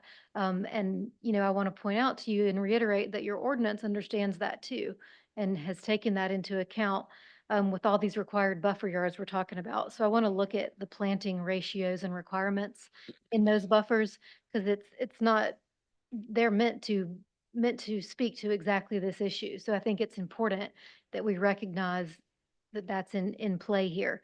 So the streetscape yard, that requirement has canopy trees and shrubs, which means that you've got levels so that you don't have just all up here vegetation and you can see through the bottom, or you don't have all shrub vegetation and you can see right over it. So that's done on purpose to mitigate exactly what Mr. Ernest was talking about in looking in people's back sliding doors. So that streetscape, again, if we can go back to the site plan, sorry, Cameron, to have you all over the place. No, you're fine. But that, yep. So you've got the streetscape, then you've got setbacks, then you've got the unit. So the offset from Ivy Road is further away than I think we've been discussing it tonight, and it is protected by that highly vegetated street yard. Similarly, on the other side, where we've got that type C required buffer, again, that also requires canopy trees, understory trees, and shrubs. So on that buffer, you've got 3 levels because it's trying to protect that single family neighbor. It's trying to create a nice, visual screening, a nice chunk of separation that provides a stop to that visual intrusion that you've heard described tonight. That's why we have required plantings, and you're not just allowed to, put grass there and call it a day, or one tree and call it a day. In addition, you've also got another 15 feet before those units start. So the offset there is 45 feet, not 20, which, I think every foot helps. So I want to be careful that we're not conflating or treating those two dimensions simultaneous when actually they're parallel to each other. Let's see, we heard about drainage. I'll let Frank speak more to this, but right now you've got completely untreated acreage draining downhill the way he described. In the after condition, you heard Mr. Huffine talk about it. What's required, it's not just, something that we've made up. It's actually required. And if we don't do it, we're held to it by the state of North Carolina, that we're not allowed to have runoff coming off this site. So that is in volumes, that would be exactly the fear he's describing, that when a site gets developed, now all of a sudden there's all this new impervious surface and it's going to unduly impact downhill neighbors. That condition, if left unmitigated and unregulated, would be a problem. That's why the state has already required that we're not allowed to do that. So again, Frank can describe it in better detail, but in layman's terms, I'll say that all of that acreage that you see, minus the planting strip, is all caught, piped, funneled back to the sanitary stormwater easement that Mr. Huffine spoke about, and then sent down to the stormwater pond. So the way that works, counterintuitive to the grades that he can see there now, is because the site is manipulated to make that happen, because we have to do that. It has to get to that pond. So the only thing that would still be coming towards him is that 20-foot vegetated, pervious area. So it'll still have the opportunity to be pervious, soak in, do what it's supposed to do without any concrete or asphalt. And that'll be much less area than is currently draining to him now. The sidewalk that he mentioned, I'll let Frank speak to how that's handled, but that's a required element, that we put that sidewalk there by the city. So if that's something, the city wants us to reconsider, please let us know, but that's a required element of the site plan under your ordinance. So that's why, that is there. There was a concern about if these guys change their mind and sell the property or decide to do something else, a business could go here, and I just want to emphasize that that's not the case. This zoning is only residential, and it's further specified to what the residential that you see here, a maximum of 29 townhomes. So never commercial, never a business. And similarly, they can never change their mind and decide to access sewer in East Gilbreth instead of how they've showed you tonight. So that sewer issue that was brought up is not something that we're going to be impacting or affecting in any way. The building height, we've heard about that from two speakers. So I want to point out that the 35 feet that is stipulated here is very intentional. It's the same 35-foot allowance that's allowed in all the residential zoning districts. So that's done on purpose to ensure that we're not doing anything here that you couldn't do already today, or that any of the properties around us couldn't do, because we don't want to create a a height that's out of keeping or inconsistent, or would create that towering effect over what's around it. So the 35 feet is what's required in all the other zoning districts around us, and what's required in the current existing zoning of R18. So there's a reason that 35 feet is important, and why we've not asked to exceed it. 2 stories, is pretty common for residential structures, even on, even if you're on an acre or more. So that's a nice symmetry and piece of consistency, to negate, I think, what's being described here. The busy intersection, of course, that's an NCDOT item. They have the sole authority and decision on, if they want to change the way that intersection is signalized or treated. NCDOT is reactionary, of course, as we all know, but they do use a warrant analysis methodology. And when that intersection meets enough of the signalization warrants, then they will signalize it. But there's nothing that we can do, or any other property developer to force them to do that before it has reached that trigger point for them. This site, of course, does not generate that kind of traffic to do that. So, it's not at this property's ability to change that infrastructure. I will reiterate that NCDOT was at the table for this TRC review. They've seen this, they've weighed in on it, and they have, and also they'll do so again if the project is favorably moved on and has to go forward and get a driveway permit. It's NCDOT that tells us how and if that can be achieved. So if they say, that additional items are needed, the discussion is only yes or no. It's not, a negotiation or if we feel like it.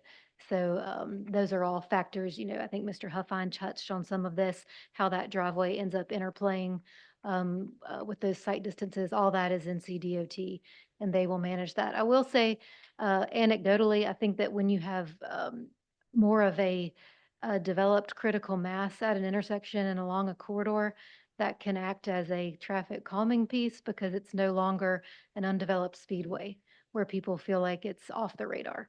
So, I think that by bringing some attention to the area, that can actually help, and it provides more voices to be arm in arm with our neighbors if we do need to go to NCDOT and ask for some additional control measures to get that situation in check.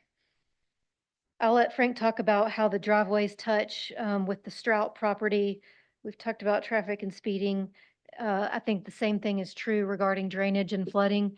Again, any flooding or runoff they're receiving is from a completely unchecked site. Whereas in the after condition, all of that area is going to be controlled and managed and manipulated how it drains into our devices.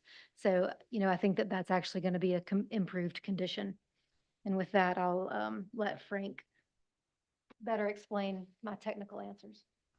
Let's move with all the hard ones. Starting with the driveway first. I'm really not sure where your driveway is located exactly until I get a survey out there. But looking at the overhead and where the power lines are, you are correct. It is pretty close.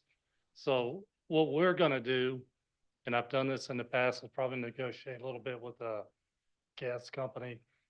Because as long as we're not raising the grade through that gas easement, a lot of times they'll let us put some pavement so I can perhaps wiggle it. I'm not for sure that they'll let us do that, but I'll try to do that, to try to angle our driveway away from yours as much as possible. So, like I said, not a guarantee, but I will look into it. 20 feet, 30 feet, 40 feet. What I'll do is if you can give us your email, when I actually do this, I'll send it to you to look at. And then we can maybe massage it a little bit together. As far as the drainage goes, as you know, the site, you're correct, it does seem to stair step down from the west side of the property going to the east. And it also sounds like a lot of your water and drainage problem is coming off of Gilbert Road and coming into you. When we do the sidewalk, I have to slope the sidewalk 2% back toward, all of that has to stay in the right of way, which I know isn't going to help you because your water sounds like it's coming out of the right of way. So what I will do for you, since you feel your pipe's too small and DOT is not helping you any, I'll do a quick calc on that. I can do a permit to get that pipe replaced. I mean, if they agree to enlarge it, that's, a cost That was you would only have to do. fix the front yard. Yes. That was only fix the front yard. That is not the part that floods my basement. The rest of our site does look like it sheet flows toward your property.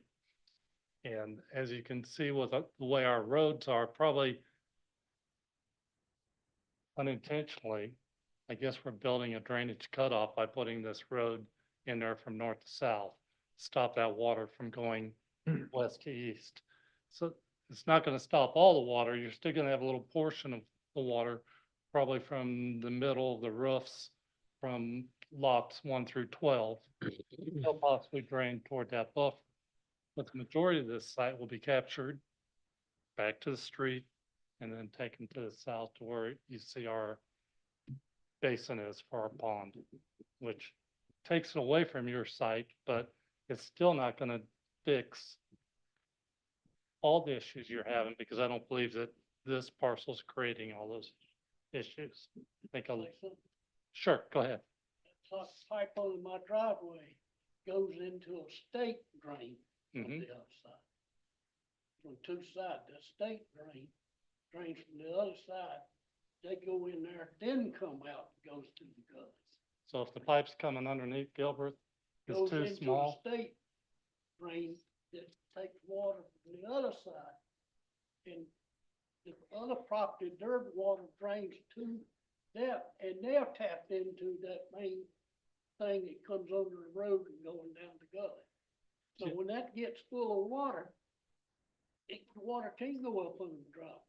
Cause So- that pipe's already full of water. So your pipe is already full of water. It goes under The your state driveway. water- The state water's already full of water. Property beyond. Oh, I couldn't do anything on the other side of Gilbert, but on your side, I could help you. If it's possible, if you are having water backed up, I mean, I'll just take care of it for you, but like I said, I can get you the permit, but it'd be up to you to enlarge the pipe. Well, the state pipe, not mine. Understand? I wanted to put, This, make that level up. My property goes past it. yeah, the state doesn't And pay they for any of said their pipe. If I buy a pipe, they would put it in, then I could fill it with dirt on Uh-huh. top, so I wouldn't have that steep bank there. But what I'm telling you is, those drains go into the state, then out. I can change a state pipe. They would have to dig it up from the other side of the Well, road. and that's what let I'm it go. saying. They'll let me tell them that it needs a larger pipe, and they'll let you put it in. They won't pay for it. But once it's in the ground, it belongs to them again. But that's not. Okay. floods my But I face. can do that if you would like. Sidewalk floods my face. Oh, did I cover everybody else's questions? Almost. Cameron, slide this map up a little bit. I want to talk about this, green space, at the private drive there, private access drive. Right over here, No, down at the bottom. further one. It borders the Strauss property, Yes, sir. right there. Bring your aerial map back up. I think that was all dense anyway. Like this? Yep. Give me an approximate measurement based on where we think the property line may be to the end of that, to the width of that green space. For sure. I know it's just a guesstimation, but let's just see how close we are. So their property line to, you say, essentially where the tree line stops. I think all these up here in this Yeah. area are just shadows, of Yes. course. So maybe this is about as close as you get. Those 70 foot maybe, Yeah. and so come on back down towards their house and do it.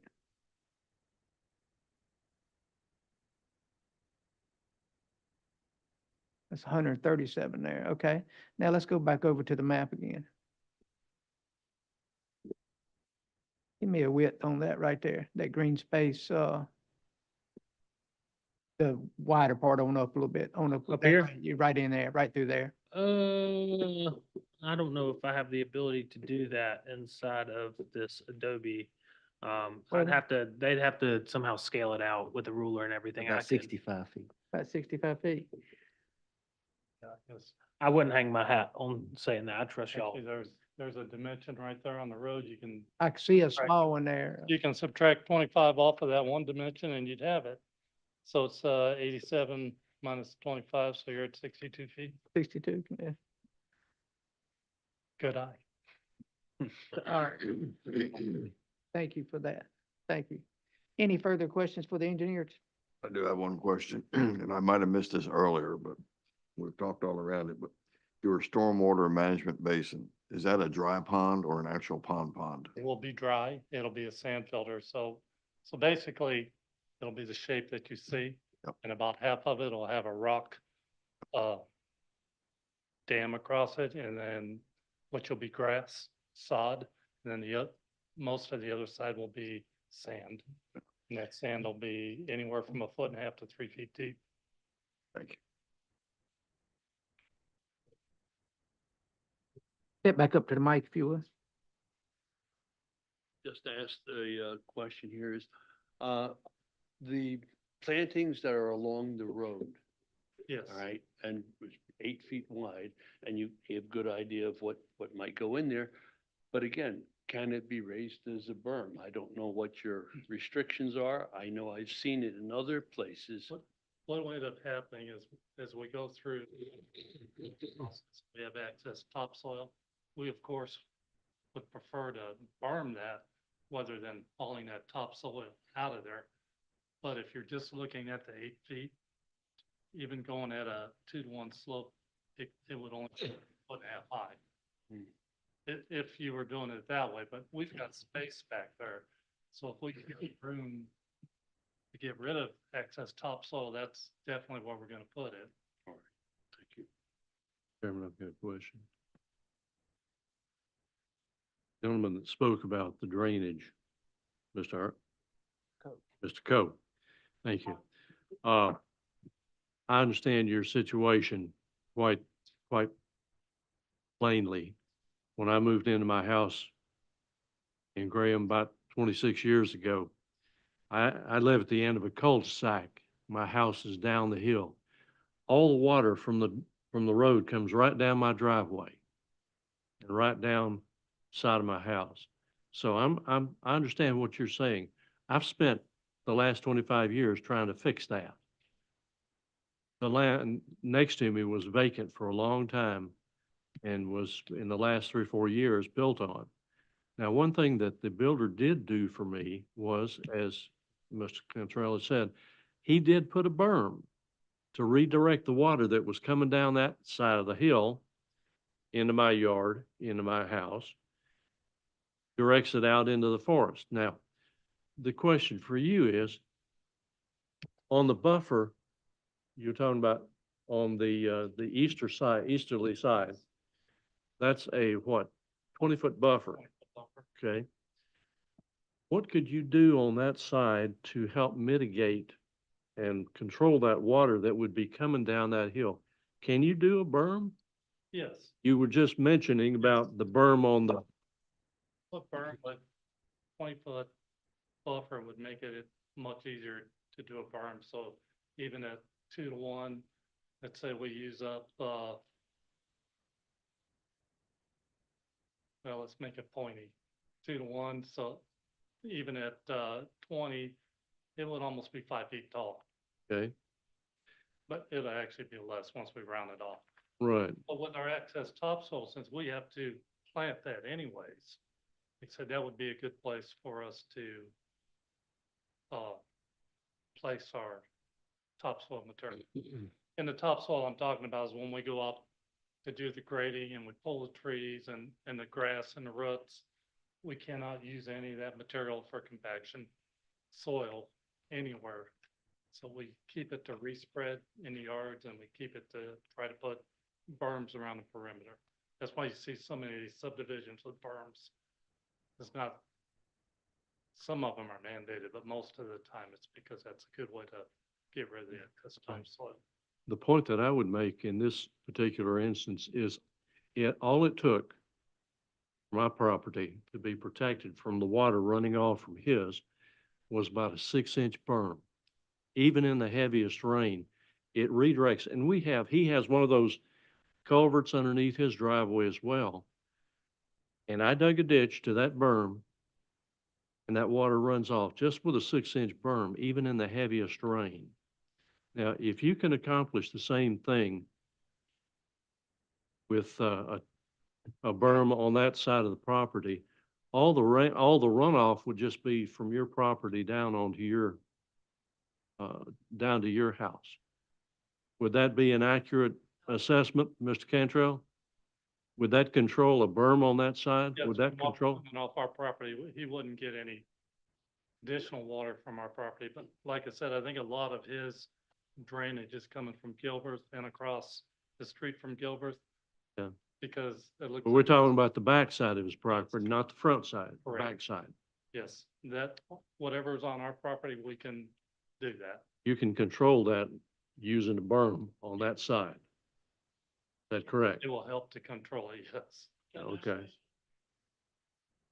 If you look at the plan, the earth he's talking about is 2 foot. That's, Yeah. that's Look at it. 20. It's 20 foot. It's 20 feet. 20 foot. I think 15 feet the- from the back of the house and 2 foot for the dirt, 17 feet. It's 20 feet there. It's the I width of think the, the zero is just covered by one of the plantings there. It's hard to. Yeah. that's 20. Oh, it's 15 and 2. 15 and 20. 2 15, feet of it is earth, the rest of it's concrete. It's 15 and 20. 20. It's So 15, yeah, 20. 35 feet. It's 20, it's written right there, To work. to the setback. They took the setback Yeah, yeah.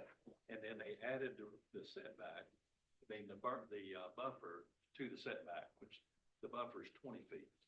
So that's 35 feet. Right. That is right.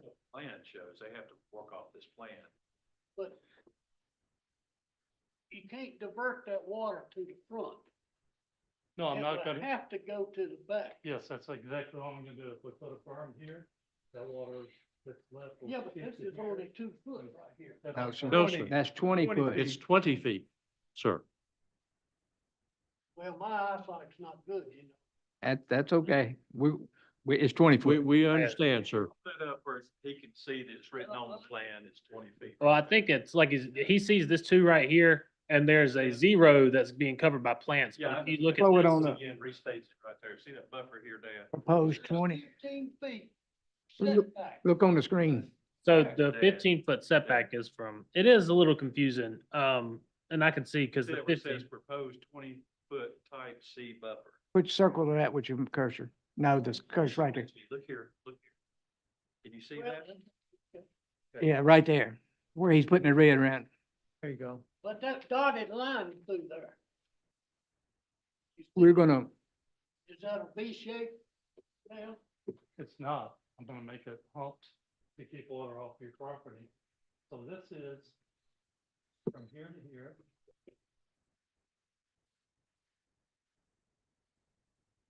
Here. 15 feet. Yeah, right. So from here to here, it's 35 feet. Like it is, 2 foot.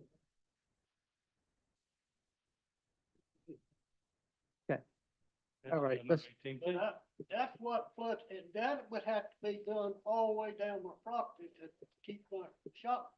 Yeah, we would take it all the way down to the gas easement. I couldn't put a berm across the gas easement, but it's gonna keep on flowing that way. Okay, let's get back on track here. Any further questions for the engineer? Mr. Bailey, no, sir. Mr. Huffine? Wait a minute, Mr. Huffine, Clarification. just a minute, I'll get back to you in just a minute.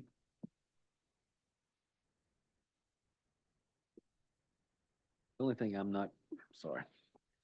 Chairman, the only thing I'm not totally at ease with is the location of the driveway relative to the Strouts driveway.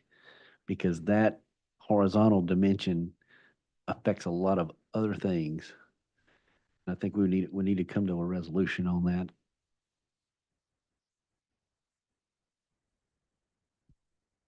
I don't know how accurate the easement line to the gas main is without the survey. This is actually a survey that you see. Okay, so do you know the dimension from the western side of the easement to to the project-specific Strout Common Property corner? What we saw on the street view is the. Well, is on the light- diagonal, that's 50 feet right there. Yeah. Where he's dragging his hand back and forth. So that minimum apron is gonna be 27 plus 20 at a minimum 67 feet wide. Yes, where. At a where it hits the minimum. Pavement. Mhm. And like I was saying, we'll talk with the gas company and I will wiggle it as far, because as long as we're not creating permanent elevation changes, it's just going perpendicular to the easement. I mean, that, they would probably even let us put parking in there if we really wanted to. As long as I could drive over it. So if we were to describe in words what we would ultimately see, as we look up the page, the driveway would turn to the north away from the common property corner, increasing the width of that green triangle point to a 15 to 20-foot dimension. If I could get that, Yeah. yes. Just as a point of emphasis as well, with the approval of the conditional rezoning site specific, we do have administrative amendments, and one of those is the relocation of access driveways within up to 50 feet of the approved location when warranted by site specific conditions. So just a point of emphasis, like I said, they got 50 feet to work with, upon if approved.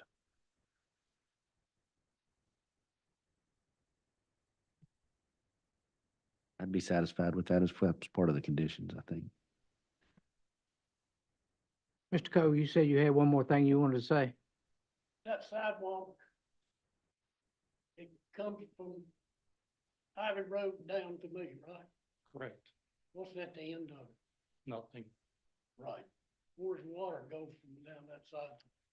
goes to the street and it gets carried the way the Right, street's yeah. going now. It's just gonna go in his yard. Well, I know, I'm disagreeing with that, but it's going there now because right now we're building the sidewalk within the right of way. And right now, everything inside the right of way is 2% toward the pavement. So all our sidewalk is doing is matching the existing grade is there already. It's still So, coming from You- Ivy Road I- down to the corner of my lot. It is, And where does it go there? In the ditch that I dig yes. with a shovel. I don't disagree with To you. get rid of that water, and you got the sidewalk emptied into it. Hmm. Okay. thank you, Mr. Cole. And,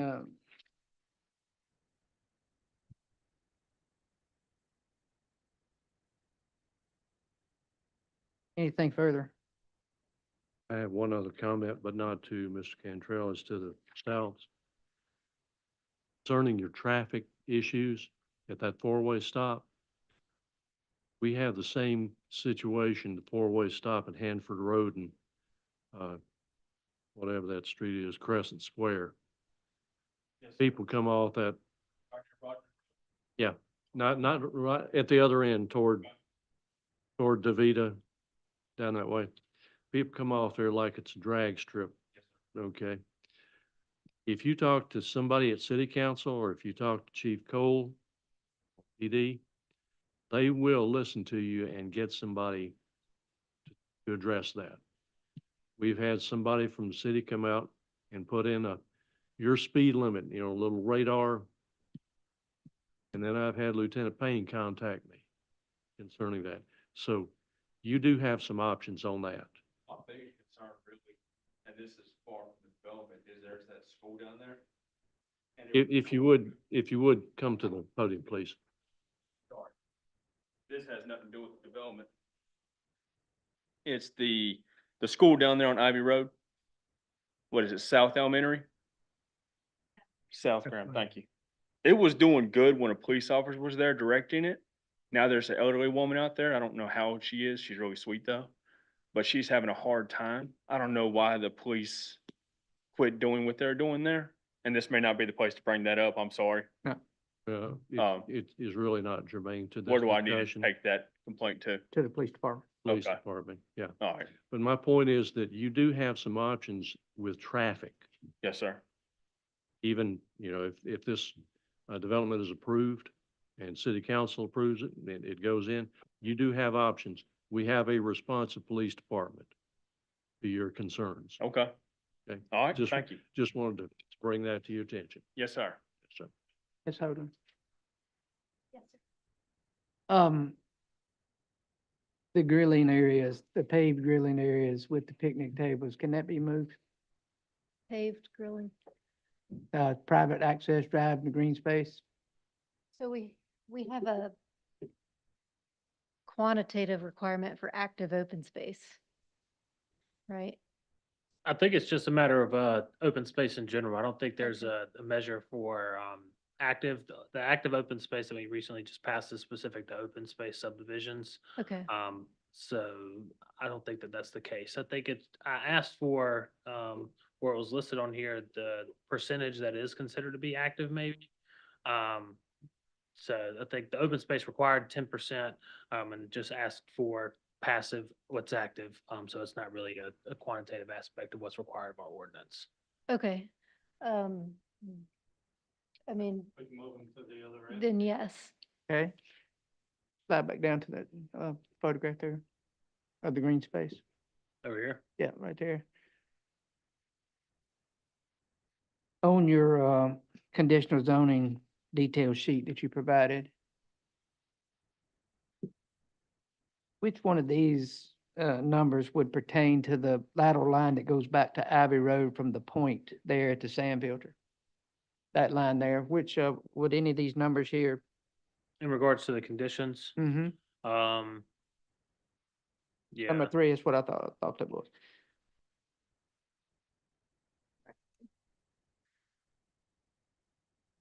Change the width there. If. All right, and, as far as your opaque fence, and you're running a fence down that whole length there, Down the entire length, and then it turns the corner and goes in their rear yard as well, along, well, where you see down the behind green them. line. does that carry past, Mr. Tom Ernest's property? No, sir. It stops right where Cameron is showing you there. Yes, sir. So you see the green line that runs, that's the proposed fence area. So once it turns to black dots or lines and cuts right here, that's when it stops. Okay.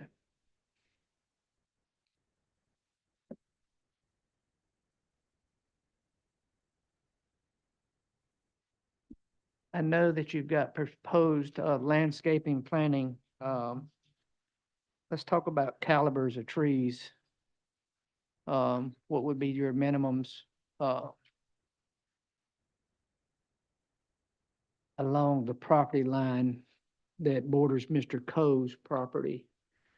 What would be your minimum calibers and what type of plantings are you proposing? At installation, you mean? Installation. I don't know. Um, yeah, trying to, pull it up. So specific to canopy trees, must be a minimum height of 8 feet high and 2 inches in caliper, measured 6 inches above grade when planted. When mature, a canopy tree should at least be 40 feet high and have a crown width of 30 feet or greater.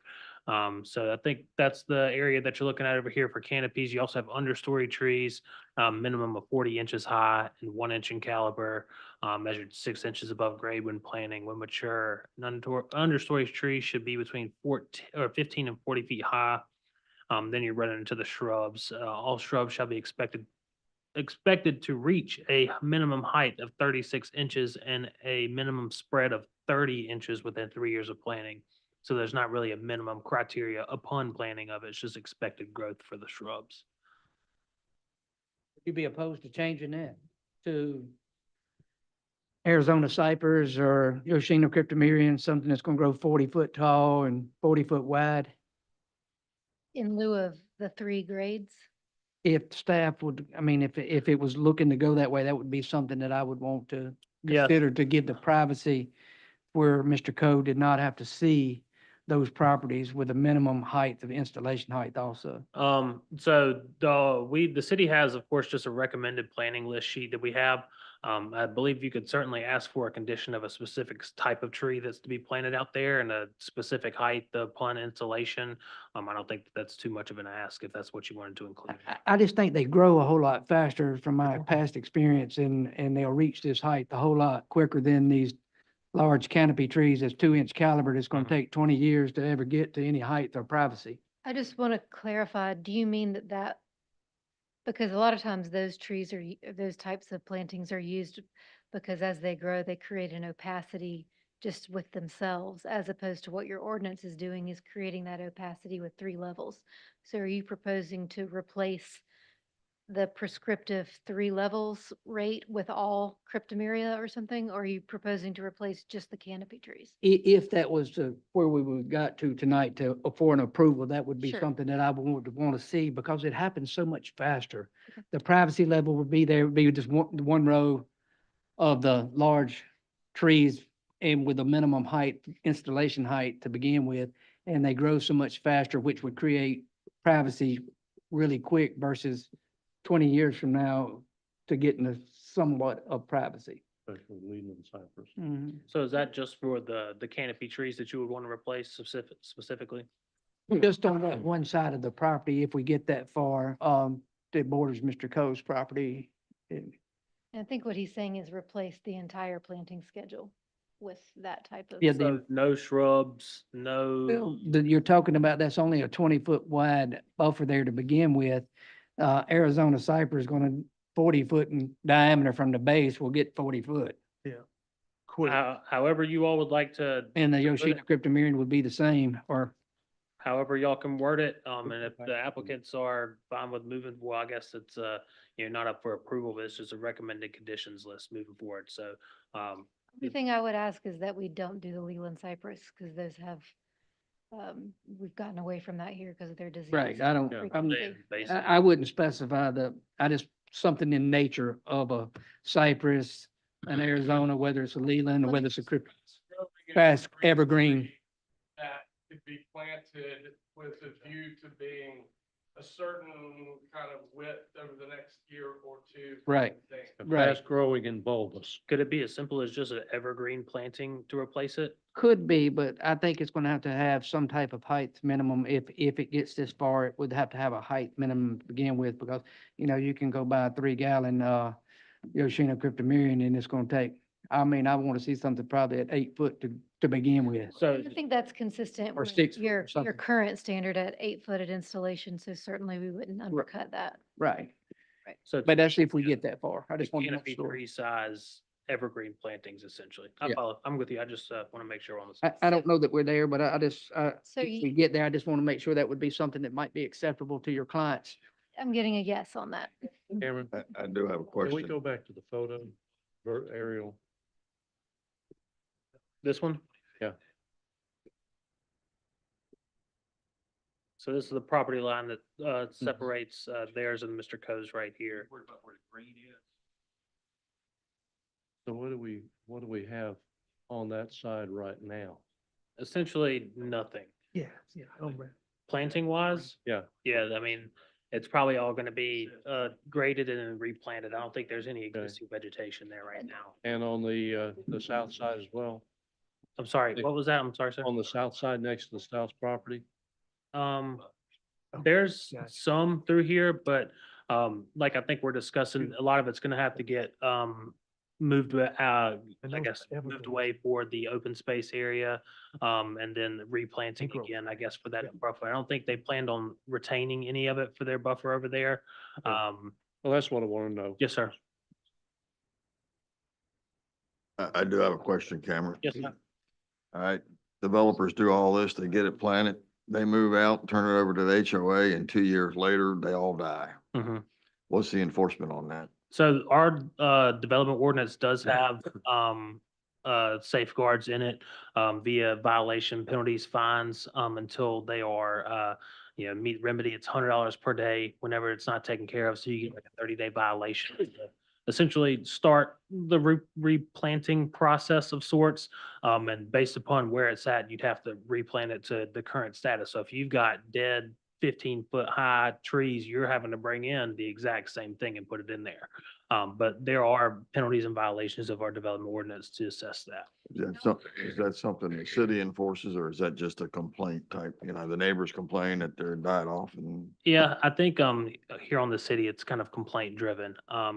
Staff isn't around here. We have code enforcement officer that does do some inspection and may take a look at it and say something, but it'd essentially be somebody reaching out saying, hey, this is like pretty much dead out here. And I will point out that within HOA, that's one phone call or one letter, as opposed to 29 different homeowners whose plant that, figuring out whose yard it's in, getting them to respond. I think the HOA is much more suited to respond to that. and would for their own interest as well. Assuming they have a budget to handle it, yes. Well, and that's how, that's, so, Former president of an HOA, I can tell you, assuming they have a budget to Okay. handle it, yes. and there is private assessment capabilities. as- understand all I that, guess you yeah, know all yeah, that, yeah. Okay, anything further for the petitioner? Anything further for the petitioner? So to the extent it's helpful, I think the prospective new conditions we've discussed and that we've indicated we would be amenable to are a different prescriptive planting schedule for the property line. What is that, the southern property line? Yeah. Where we've got that Yeah. 20-foot. Yep, Southeastern-ish. southeastern, yeah. We've talked about being amenable to changing the road to public, the roads to public. We will work with the gas company and NCDOT to slide that driveway over as much as possible to get away from the Strout property line. We will, we can berm. We said we would berm the planting yards. And I guess, Mr. Chairman, I should ask, do you still want to do that berm in addition? I think it's for two separate purposes. The berm was about water control and your comment was about screening. The berm and then these trees on top of the Right, berm. Yeah, yes. Okay. absolutely. And then Kill we, two birds with one stone. yep. And then I wasn't sure, your question about relocating those grilling areas and picnic tables, if that was, That was gonna be a discussion that we was gonna have when I I closed the think we're public open to hearing. that if, Yeah. depending what you guys decide and how you want that to look. Thank you. All right, I'll entertain a motion to close the public hearing. So move. All in favor? Aye. Any opposed? All right, let's close it. Let's move forward in discussion. Young, you've been real quiet over there. What's your feelings? Quite honestly, I might have a conflict because I have property on Ivy Road and I have opinions. So, but is it something that's gonna create a monetary value to you? No. It would not create a money, and does your property touch any of these properties? Does your No. property touch any of these No. properties? Does anybody see a reason that Mr. Young should recuse himself at this point? It's a little late in the game. It's a but- little late in the game, I mean, Yeah. but he wouldn't, his vote wouldn't be here. I know it. I was gonna ask that question, we want to get there. I mean, I I share the same concerns that they do about the traffic on Ivy Road, and it's been going on like that for, So are you saying you can't be impartial? I have to be honest, I don't think I could. All right, I'll make a motion to, Mr. Young recuse himself at this late date in the process. I'll second. I'll second. Oh, All in favor? Aye. Step down.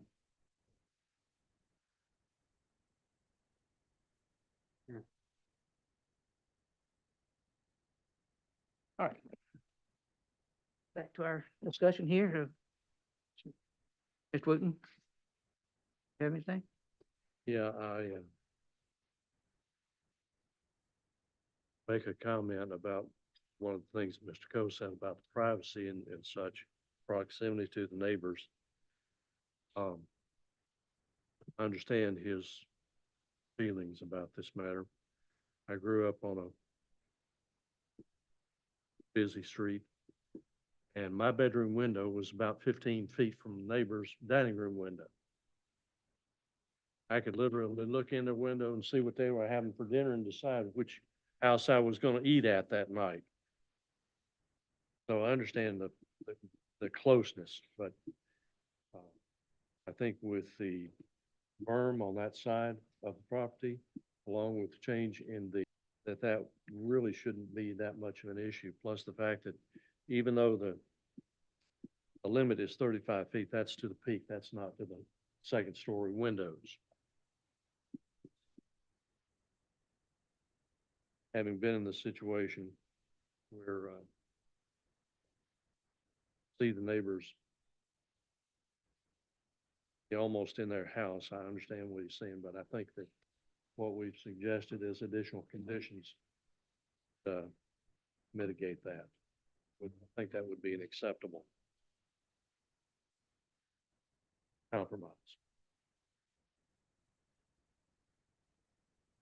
I think too, the drainage issue, berm, I think that would handle it. I do too. I think the berm would definitely take care of a lot of his drainage problem, but the part that comes off of Gilbert Street, that's something that he'll have to continue to deal with at the state. That's not That's really not an the issue. issue with That's this. germane to the development. I like the development. I like the density. I like the way it's laid out, so. That's about what I have to say. Mr. Tucker?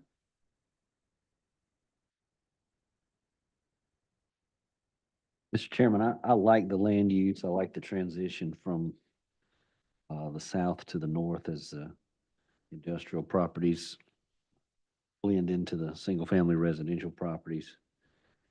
I believe that through engineering design and proper plan review and approval that the stormwater concerns can be addressed specific to the site within the city stormwater ordinance. The city requires that all new impervious surface be put through the stormwater control measure.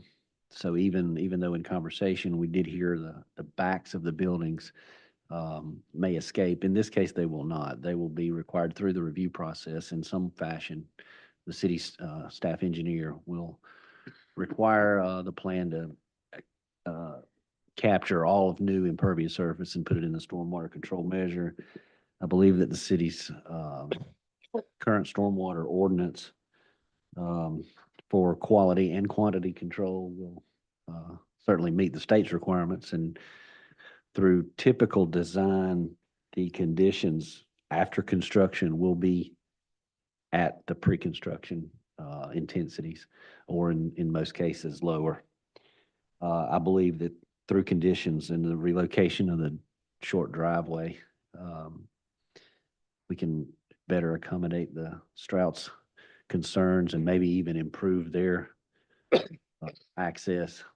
There's going to be a development there in some way. This developer and the staff that the developer has employed appears to have done as much as they can to respect the property boundaries, the buffer intensities, the locations of green space adjacent to existing single-family folks, traffic, the rain, the intensity, the ditch problems, the drainage are all pre-existing conditions that either the city's public works or the state's maintenance folks should be alerted to immediately to address some of the neighbors' concerns tonight. So I think with some proper conditioning, we can get a good project. Mayor, may I add just one other comment he brought to mind? The industrial site that's catty-cornered across from this site. This development could very well be a nice buffer from the neighbors, between the neighbors and that site, which is going to be developed eventually. I mean, short inventory for industrial space. So it's going to be developed eventually. This could be a good buffer for the neighborhood. I think so too. Mr. Bailey? I agree with Mr. Wooten as far as the planting there and the burr and Chad, as well as with the driveway for the Strauss there. I think they did an excellent job with complying and answering their questions and solving their problems. All I have. I would definitely want to see the grilling area moved and the picnic tables moved, that changed to an undisturbed area there to keep that privacy there with the Strouds property. And with the all the way down to the point, and I know they may have to disturb a little of it based on where the road may swing, but minimum disturbance if it is something that's being considered, and then move the grilling area somewhere else on the property, which would potentially relieve them as a condition of that green space there. How does staff feel about something like that? So your suggestion is essentially to remove the grilling area and take away that area of open space? Leave it as undisturbed vegetation as it is now. Okay, I see what you're talking And that's what about. we talked about earlier. Okay. But we're not taking, we're just gonna relocate the grilling area to somewhere else on the property. Yeah, so essentially you're just taking, we're taking this open space away, as long as, you know, like I said, the 10% stuff still being met through there, that's understandable. They can move it, I guess you could say, anywhere that else has this active open space area, as long as they're amenable to it. I don't think, like I said, much of it's set in stone in regards to, you know, where or where they can't locate it. But if your request is for them to remove this portion of open space, maybe that, not necessarily relocate the grills, but remove this open space area to retain it as undisturbed vegetation. I don't know if you would also include this planting area through here or, and also still install the fence. I think that's something to take into consideration. I'm just, trying to take the privacy concerns of the Strouds in consideration there. I think the fence, as far as the landscaping part of it, if you're gonna leave the vegetation, I'm not too concerned about the landscaping part of it there. The fence, I still would like to see that fence come on down like it was. Yep. To add that, just that little bit more privacy there, but I mean, we still got a couple of hurdles to get over to get there. So essentially where this road line goes over through here, right? Is that what we're talking about? But further down, would you still want to retain all this open space area through here, like pretty much essentially past the road? Well, you know, it's basically where their house is at. I'm And their more- house is back here as I'm well. wanting to create the privacy there for their house. So they don't see this or have to potentially, I would say, It's difficult, because I mean, I guess, you know, grading wise, it looks like they're a little bit below this property area through here, looking up on a 6-foot opaque fence with some Mhm. additional plantings over there as well. I certainly get your case, but I think there needs to be a line drawn as to where you want that to stop and that vegetation continue. You can have undisturbed open space. That will still be open space. It'd just be undisturbed. undisturbed. Yeah, I think just a classification of, It doesn't change their overall calculations or the amount of open space or percentages. okay. It just, the concern, I think, Chairman Ward, is to keep it undisturbed and preserve as much of that mature buffer as possible. The grills can move somewhere around the little walking trail area. Mhm. But the intent is to try and preserve as much of the mature vegetation as possible. Right, and that road may have to shift just a little bit, but that'll be something that, the engineer will work out with, staff. You know, it just depends. It may move, it may be perfect where it's at. Yeah, I think still having something essentially saying that the existing vegetation inside of that open space area be retained and there's. Undisturbed open space is the I- label. But if it says undisturbed, I mean, who's to say they could take something down and it's still undisturbed? There's nothing built on top of it, essentially. I think a play on words is definitely going to be really difficult. If you tell me I have to leave something undisturbed, I have to put a fence around it with tree protection fence or something. I can't get into it. So They've been over backwards to, accommodate the neighbors, the community there, and, I don't think that'll be an issue, but I do agree with you putting a ending point at some point. Chad, what's your thoughts about that ending point? if you take it, if you take a tree protection fence, for instance, and go to the corner where the common iron is between the Strouts and Right there. and that where the light pole was in our street view, Mhm. come down the property, the common property line. And then at the end of the, let me get a plan where, at the end of the road where the right of way would terminate, where the sewer line kind of jogs 45 degrees and then goes south, due south, or almost due south. Just extend the line to that sewer easement and then follow the sewer easement back up around the kind of the limits of disturbance for the road channel. Around behind the 2 visitor parking spaces. And then around what would be a potential 50-foot right of way, so 25 feet off the center line of wherever that short driveway and its connection to Ivy. And you're just creating a little island of trees. And you'd use a tree protection fence, which is temporary, and that tree protection fence would then be removed after construction's completed. still want the opaque fence in that area of property line, The fence in lieu of the landscape, undisturbed, but for the opaque fence. but for the fence, right? I follow. And that's if we get to that point, but I mean, we've got to cross that hurdle. Yes, sir. That's, Yep, I mean, conservation of land in its natural state, whose uses or activities permitted in open space areas, so Okay. I'll hold my tongue moving forward. good with that? Sounds great. Yeah, Any, that works. any other discussions? Is there a supplemental buffer planning along the common line with Mr. Coe? Did we resolve what those would be in the form of the evergreens? I would just propose it as an evergreen at 8-foot minimum height of installation. That's something that has a minimum 20-foot spread at the bottom. Most of those anyway are going to be 40-foot spreads anyway. And are we taking those the whole way down that type C buffer or just where his property is? No, all the way from anything that borders Mr. Coe, all the way down to, The open space area? Because Mr. Coe's property stops right here. I'd say we take it, where's the walking trail? Put us back in the walking trail right there, so come back up. And then you got the gas line that comes through. You won't plant them through the gas line, so I would stop it there at the gas line. Yeah. And I would stop it there at the gas line. Okay. Easy enough. But I think so. The adjoiner's got Matt and Holly there too. where? I don't know if that's an error or not. Do y'all own property on that side of it? Might just be something that's, In all practicality, that stopping the buffer at or the it's, type of buffer at the gas main easement would be consistent with what I would expect to see.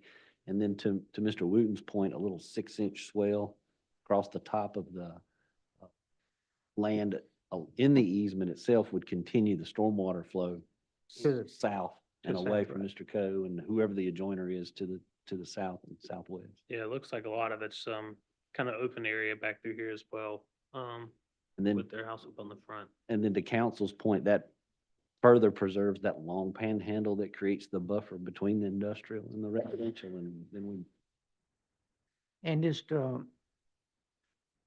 what about the small section behind lots 13 to 17 with the landscaping? So that would retain that type C 20-foot that was originally proposed along this area. So that's why I asked the question of, a collective, I guess, planting schedule, like they say, down that one strip of land. I guess you got a block in the sewer easement. Do you want it to pick up another type of planting species or keep it congruent with what's going on? Take it all the way to the end, right there to the end of the landscape and exclude the gas line, nothing through the gas line. Yes, sir. And just take it to the end and then that way it'll be uniform. That's where I was looking for. If that was, Obviously, the adjoiner is in that bigger piece of property and they're not in attendance. right. I don't know what that, it just comes around behind Mr. Coe. I'll entertain a motion if someone would like to make one.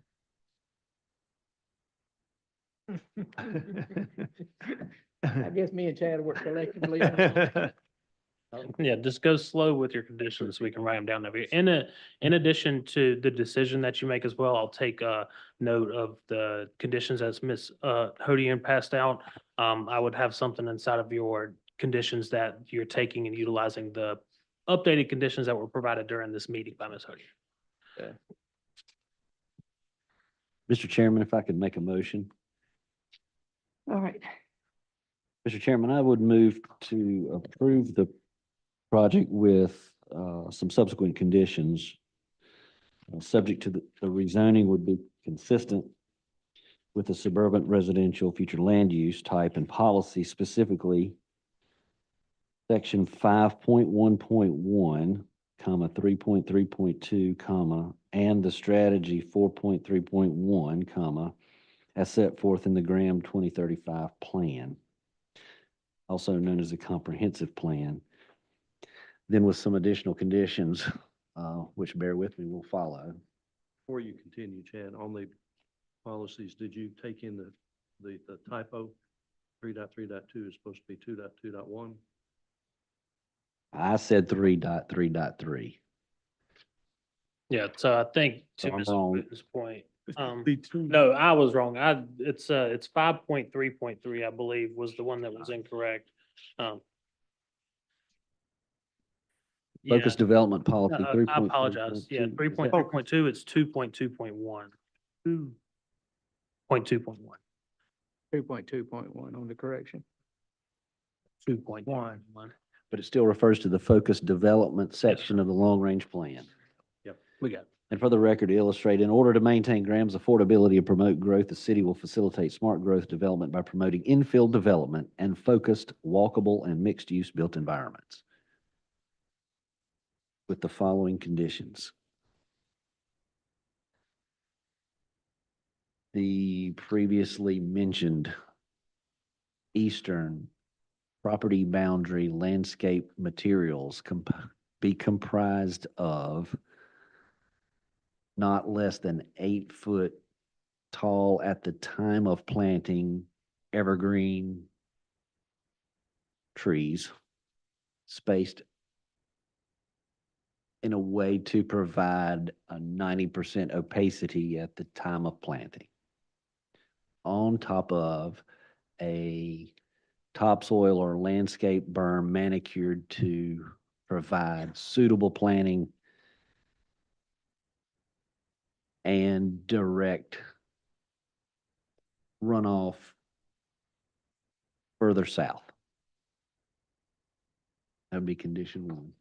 And we are referring to from behind lots 1 or from the street adjacent to lot 1 through lot 17 on the plantings, With But the it- exception, with the exception of the easement. gas easement. with the exception of the gas Gas easement, where in and across the gas easement will be constructed a small swale or depression to continue flow to the south and the stormwater control measure. Condition 2, the open space area to the south and west of the development proper be comprised of both undisturbed vegetation in the northwestern portion to the best extent practical in an effort to preserve existing vegetation. Condition 3, that the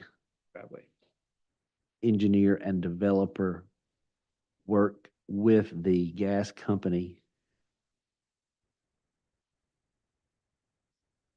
with time as an essence to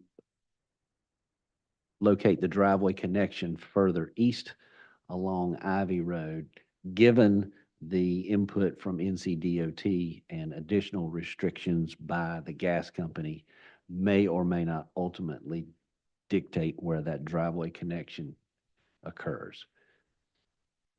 Item 4, the addition of a landscape berm and topsoil material below or underneath the streetscape plantings in an effort to further preserve views and scenery along Ivy Road. Condition 5, that the alternative means of compliance with the fire turnaround be acceptable to the authority having jurisdiction or the city fire marshal in his interpretation of the fire code.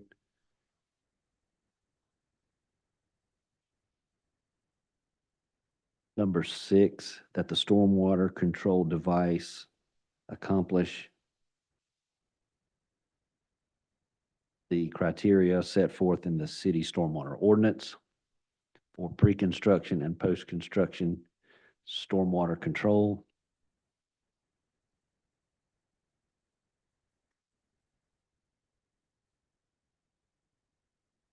That the proposed internal setbacks included with the developer's submittal as item 1, or internal setbacks, perimeter setbacks, corner side setbacks, and building heights be per the ordinance. I may need to scratch that. Each one of Yeah, you these, gotta- each one of these say it either doesn't occur or it's per the ordinance. So we'll leave that out. Just list out the, specifically vaguely say, the owner's conditions that were submitted to the planning board The site plan, and not have to go into each one in detail. site plan. And the site plan. I mean, it's there on the site plan. So these that have been scratched, we're already comfortable with. Mm-hmm. The revision. Yeah, They- yeah, they are right here in the. All right, and then condition 7, the site plan revised in accordance with the purported conditions. The 35 is minimum. The only one other consideration, whether it's a private road recommendation Or or private. whether it's a city street, I'm okay either way. I was just trying to stop this parking issue of they've got going on right now that the city's been messing with for 9 months. And I think it would be easier if it would become a city street where they'd have a little more teeth in the game, but I don't know if staff wants it. Is that a condition that's acceptable as condition? It's All right, up to them. condition 8, that the streets be public. There you go. Don't think we missed anything. No, sir. That's good. Well, before we vote, I'll second that. before we second that, the hammerhead turnaround will create its own right-of-way problem. For the fire truck, you mean? The 27 feet? That'll be- There's a dimension at 27 feet. the end of the hammerhead to the Gilbert Street right-of-way, and I don't know what that is. Where you may have overlapping or that the streets be proposed as public. Yeah, we'll determine all that during the, construction Mhm. drawing process as well, so There you go. You good? Good. You get all that? I believe we got it. And it's I have not, a you know, Motion on the floor. Do I hear a second? Second. All in favor? Uh, I make a motion that Mr. Young would come on back up here and participate. Do I hear a second? Second that. All in favor? uh, Any opposed?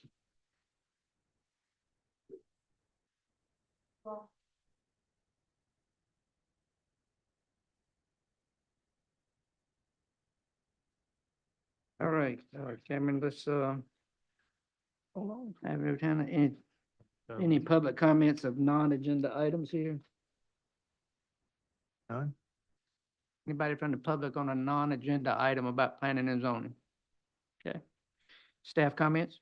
no, sir. I don't really have anything, outside of, I believe at the last city council meeting, the 2 text amendments were approved, and the conditional rezoning was denied. So that's the only update that I have, and I will leave y'all with hope y'all have a wonderful Christmas, happy holidays. On behalf of the grand planning staff here, y'all are wonderful. Hope it's great. Sure. Second that. Second, third. Aye. Yeah.